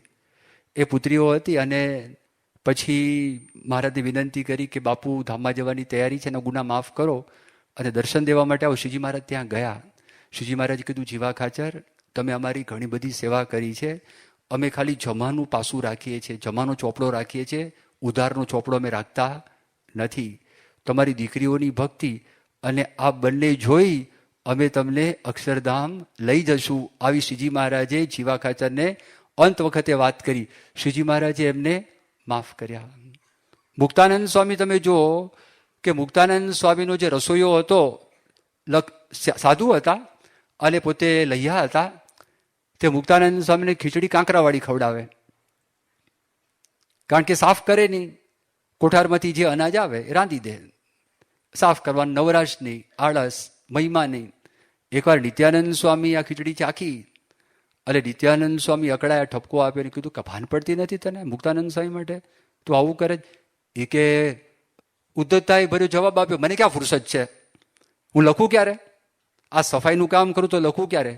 પછી એક અનુપાનંદ સ્વામી કરીને હતા, એમને મુક્તાનંદ સ્વામીને રસોઈ બનાવવા માટે રાખ્યા. પણ એમણે પૂછ્યું કે સ્વામી તમે આવું ક્યારથી જમો છો? એ કે હું આવું જ જમું છું કાયમ માટે, પહેલેથી. અને એકદમ પોતે નિત્યાનંદ સ્વામી તો અકળાયા. કીધું કે આમને તમે ઠપકો આપતા નહીં. વાંક મારો છે. મારી સાથે 10 વર્ષથી પોતે રહ્યા છે ને સુધર્યા નથી. વાંક એનો નથી, વાંક મારો છે. આવું મુક્તાનંદ સ્વામી કીધું. જો બોચાસણ મંદિરમાં ઠાકોરજીના ઘરેણાની ચોરી થયેલી. એમાં એ જમાનામાં શાસ્ત્રીજી મહારાજના વખતમાં 10,000 રૂપિયાના ઘરેણા ચોરાઈ ગયા. પોલીસને કામ સોંપ્યું અને પોલીસે પગેરું વાળ્યું તો ગાના તરફ પગેરું ગયું. એ માણસ પકડાયો, નારાયણ એનું નામ. એટલે પકડ્યો. શાસ્ત્રીજી મહારાજે પોલીસને બહુ કીધું, જો જરી લાજ ન જાય, પ્રતિષ્ઠા ન જાય. પણ પોલીસના હાથમાં આવી ગયો, કેસ થઈ ગયો. તો કેસ તો કાયદાનું કામ કરે. કીધું કે એને સજા પણ ઓછી થાય એના માટે શાસ્ત્રીજી મહારાજે બહુ સિફારસ કરી. અને એ વ્યક્તિ શાસ્ત્રીજી મહારાજનું ઘસાતું બોલતો, એ વ્યક્તિ હરિભક્તોનું ઘસાતું બોલતો, પાછો ચોર હતો અને ચોરી કરીને ગયો હતો. પણ શાસ્ત્રીજી મહારાજે આ વાત કરી. યોગીજી મહારાજ એકવાર ટ્રેનમાં આવતા હતા. સ્વામી નડિયાદથી અમદાવાદ, યોગી બાપા એ નડિયાદથી અમદાવાદ આવતા હતા. હવે થયું શું, છેલ્લી ઘડીએ પહોંચ્યા હશે અને યોગી બાપા તો જે ડબ્બામાં બેસવાનું તો બેસી ગયા, પણ એમની સાથેના હરિભક્તો થોડાક મોડા પડ્યા તો બીજા ડબ્બામાં ચડી ગયા. ટિકિટ હરિભક્ત પાસે અને યોગીજી મહારાજ પાસે સાધુમાં નિર્ણમુક્ત સ્વામી હતા અને બીજા કોઈક જોડમાં હશે. અને ટિકિટ ચેકર આવ્યો અને કીધું ટિકિટ. તો નિર્ણમુક્ત સ્વામી કે નથી ટિકિટ. બાજુમાં કમ્પાર્ટમેન્ટમાં હરિભક્તની પાસે, તમારી પાસે ટિકિટ રાખવી જોઈએ. યોગી મહારાજ ઊભા થઈ ગયા, કરગરવા લાગ્યા કે અમારી ભૂલ થઈ ગઈ, અમને માફ કરજો. જેમ માફી માગે ને પેલો વધારે ચોગે. અને ત્યાં ખેડા સ્ટેશન આવ્યું, ત્યાં ગાડી ઊભી રહેતી હશે. તે ખેડા સ્ટેશન ઉપર પેલા હરિભક્ત આવ્યા અને ટિકિટ આપી. પેલો ટીસી ઢીલો થઈ ગયો કે સાલું ટિકિટ તો છે. આ એમને બેઠા નથી, પેલો ચેઇન ખેંચવાની વાત કરતો હતો ટ્રેનમાં અને ધમકી આપતો હતો. અને આ જોયું પછી યોગી મહારાજ કે જાઓ, આશીર્વાદ છે પેલાને. અને યોગી બાબા કે પાછું હિન્દીમાં બોલ્યા કે મોટા ઓફિસર હો જાયેગા. સ્વામી કે મોટા ઓફિસર હો જાયેગા, મોટા થશો, પગાર વધી જશે. અને પ્રસાદનું પડીકું આપ્યું અને રાજી કર્યો. તો બીજાને એમ થાય કે લો એ જ લાગનો છે. પણ આ સાધુ જુદી માટીના. પ્રમુખ સ્વામી મહારાજ ઉના ગામમાં હતા અને ઉનાની અંદર ત્યાં આગળ નજીકમાં એક મૂળ દ્વારકા તીર્થ છે ઉનાની પાસે. અને અત્યારે પુરુષોત્તમ જીવન સ્વામી છે, પીજે સ્વામી. આ 1977 સાલનો પ્રસંગ. તે વખતે યુવક તરીકે હતા, સાથે વિચરણમાં હતા. અને જ્યાં આગળ સ્વામી જવાના હોય તો રસોડાની બધી તૈયારીઓ બધા છોકરાઓ કરતા સંતો સાથે રહીને. હવે એમાં ઉના આવ્યા અને ઉનામાં પછી લોકો મૂળ દ્વારિકા એ જોવા માટે ગયા. પણ પ્રમુખ સ્વામીની જ ગાડી હતી, નાની ગાડી હતી, એમ્બેસેડર કેવી કઈ ગાડી હતી. એમાં બાપાનું પત્તર એમાં હતું, સંતોનું પત્તર એમાં હતું. એ લોકો તો જતા રહ્યા. અને જતા રહ્યા, ઠાકોરજીને થાળ થઈ ગયો અને પ્રમુખ સ્વામી મહારાજનો પાટલો મુકાઈ ગયો. પછી પત્તર ગોતે, પત્તર મળે નહીં, ખબર પડી ગાડી જતી રહી છે. લોકો 3 વાગે આવ્યા અને ત્યાં સુધી સ્વામી બેઠા હતા અને બધી વાતો કરતા હતા. અને જેવા આવ્યા અને આ પુરુષોત્તમ જીવન સ્વામી યુવકમાં હતા તો એકદમ કેફથી વાતો કરવા લાગ્યા. અમે મૂળ દ્વારકા તીર્થમાં જી આવ્યા અને આવું હતું તેવું. સ્વામી કે એમ, આવો આવો. સ્વામી કે તમે તીર્થયાત્રા કરીને આવ્યા છો, લાવો તમને પગે લાગુ. તો પ્રમુખ સ્વામી મહારાજ નમી એનો ચરણનો સ્પર્શ કર્યો. ત્યાં સુધી એમને અણસાર નથી કે બાપા જમ્યા નથી ને સંતો જમ્યા નથી. ત્યાં પેલું આવ્યું ને પથ્થર, જો આ શું. પછી ખબર પડી કે અમારી ગાડીની અંદર પ્રમુખ સ્વામી મહારાજની પથ્થરની જોડી રહી ગઈ હતી. એ કે અમને બધો જ આનંદ ઓસરી ગયો સંપૂર્ણપણે. પણ પ્રમુખ સ્વામી મહારાજ બોલ્યા તો નહીં, આંખ ઉપરથી કોઈ અણસાર પણ નહીં, કોઈ ભૂલ કરી છે એવો ભાવ પણ નહીં, કાંઈ કરતા કાંઈ નહીં, કશું જ નહીં. આ બહુ મોટી વાત. જો આચરણ દ્વારા અબ્દુલ કલામ લખે છે, એ વાત કરે છે ભગવાન સ્વામિનારાયણના પરંપરાની અંદર જે ગુણાતીત ગુરુઓ થઈ ગયા એ બધા જ ગુણાતીત ગુરુઓએ પોતાના જીવન દ્વારા બતાવ્યું છે કે શાંતિનું પ્રવર્તન કેવી રીતે થાય અને શાંતિ કેવી રીતે સ્થપાય. એ આમાં લખ્યું છે, નામ દીધા છે. ભગવાન સ્વામિનારાયણના સક્સેસર્સ ગુણાતીતાનંદ સ્વામી, ભગતજી મહારાજ, શાસ્ત્રીજી મહારાજ, યોગીજી મહારાજ, પ્રમુખ સ્વામીજી, આ બધાના નામ એમના આધ્યાત્મિક અનુગામી તરીકે લખેલા છે. હવે આ તો વાત થઈ, પણ થોડોક પ્રેક્ટિકલ પણ તમે વિચાર કરો. અને એ વિચાર આપણે એ કરીએ કે આપણા જીવનની અંદર આપણે કોઈને ક્ષમા આપવાની થાય તો આ પ્રસંગ થોડો વિચાર કરજો. અને જો આપણે ફોરગિવનેસ દિલથી આપીએ તો વૈજ્ઞાનિકોએ અભ્યાસ કર્યો છે, રિસર્ચ વર્ક કર્યું, સંશોધન કર્યું છે, એનાથી આપણે શું લાભ થાય. અત્યાર સુધીમાં 1200 રિસર્ચ સ્ટડીઝ થઈ ગયા છે. અને એ સ્ટડીઝમાં વર્ણન કર્યું છે કે જો આપણે દિલથી માફી આપી શકીએ અને પ્રસંગ ભૂલી શકીએ અને ન ભૂલી શકીએ તો કોના જેવું વર્ણન દ્રષ્ટાંત આપે છે કે આપણા મગજમાં કોઈના માટે અત્યંત કુભાવ થયો છે. હવે એ થયો છે, આપણે વેર વાળવું છે, વેરની વસૂલાત કરવી છે, આપણે સામે દંડ દેવો છે, બરાબર? તો એ દંડ કોના જેવો છે વર્ણન કરે છે. તમારા હાથમાં બળતો કોલસો મૂકો, એને કોલસો બળતો મારવા માટે તમે હાથમાં લીધો છે, પણ દાજે છે કોણ? પહેલા આપણે દાજીએ છીએ. તો એ નેગેટિવ વિચારથી આપણા મગજની અંદર શું થાય છે? જેમ ભૂત વળગ્યું હોય ને એમ એ આપણને વળગે. એને જ આપણા મનમાં વિચારો આવ્યા કરે, કન્ટિન્યુઅસ વિચારો આપણા મનની અંદર આવ્યા કરે. પણ જો આપણે દિલથી ભગવાનને પ્રાર્થના કરી એને ક્ષમા આપી શકીએ તો કે છે એનાથી આપણને એ લાભ થાય કે આપણું જે શરીર છે એમાં હૃદયના ધબકારા એકદમ ફાસ્ટ ચાલતા હોય ને, ગુસ્સો આવ્યો હોય તો એ શાંત થઈ જાય. આપણું બ્લડ પ્રેશર છે એ નોર્મલાઇઝ થાય. આપણને ઊંઘ છે એ સારી આવે. આપણું મન છે, મગજ એ વધારે મજબૂત થાય. આધ્યાત્મિક માર્ગની અંદર આપણે આગળ પ્રગતિ કરી શકીએ. આ હું તમને વાત કરું છું ડુક યુનિવર્સિટી અમેરિકાની મેયો ક્લિનિક, અમેરિકાની હોપ કોલેજ, અમેરિકાની ઇરેમસ યુનિવર્સિટી અને સિંગાપોરની અંદર નેશનલ યુનિવર્સિટી ઓફ સિંગાપોર, આ બધાએ ભેગા થઈને આનો સ્ટડી કર્યો છે, અભ્યાસ કર્યો છે કે આનાથી શું લાભ થાય. સંબંધો સારા થાય, મેનેજમેન્ટ સારું કરી શકો, અને એટલા બધા લાભ બતાવેલા છે, સાયન્ટિફિક સ્ટડીઝ બતાવેલી છે. તો આપણા જીવનની અંદર પણ આપણે જો વિચાર કરી દિલથી ભગવાનને પ્રાર્થના કરી, ભગવાન જોવા માટે બેઠા છે અને ભગવાન કરશે. આમાં થોડોક વિવેક પણ છે. અને વિવેક એ છે, કોઈ વ્યક્તિ એક ભૂલ કરે, તમે માફી આપો, પછી બીજી વખત ભૂલ કરે, બીજી વખત પછી માફી આપો, ત્રીજી વખત ભૂલ કરે, ત્રીજી વખત. તો સ્વામી કે આપણે ભૂલ કર ના કર્યા કરવું. ભગવાન આપણને માફી આપે જ, આપણે પ્રામાણિકપણે વર્તવાનો પ્રયત્ન કરવાનો તો ભગવાન રાજી થાય. બાકી કર્મનું ફળ આપણને મળે, પછી કૃપાનું ફળ ના મળે. પણ એ જે કર્મ હોય એ કર્મનું ફળ આપણને પ્રાપ્ત થાય. એક આ વાત કરી. અને અબ્દુલ કલામે આગળ એક બીજી વાત કરી, શાંતિના પ્રવર્તનની વાત કરી છે. એ શાંતિનું પ્રવર્તન કેવી રીતે થાય એ અને આગલા અધ્યાયની વાત આપણે કાલે કરીશું. શ્રી સ્વામિનારાયણ ભગવાનની જય.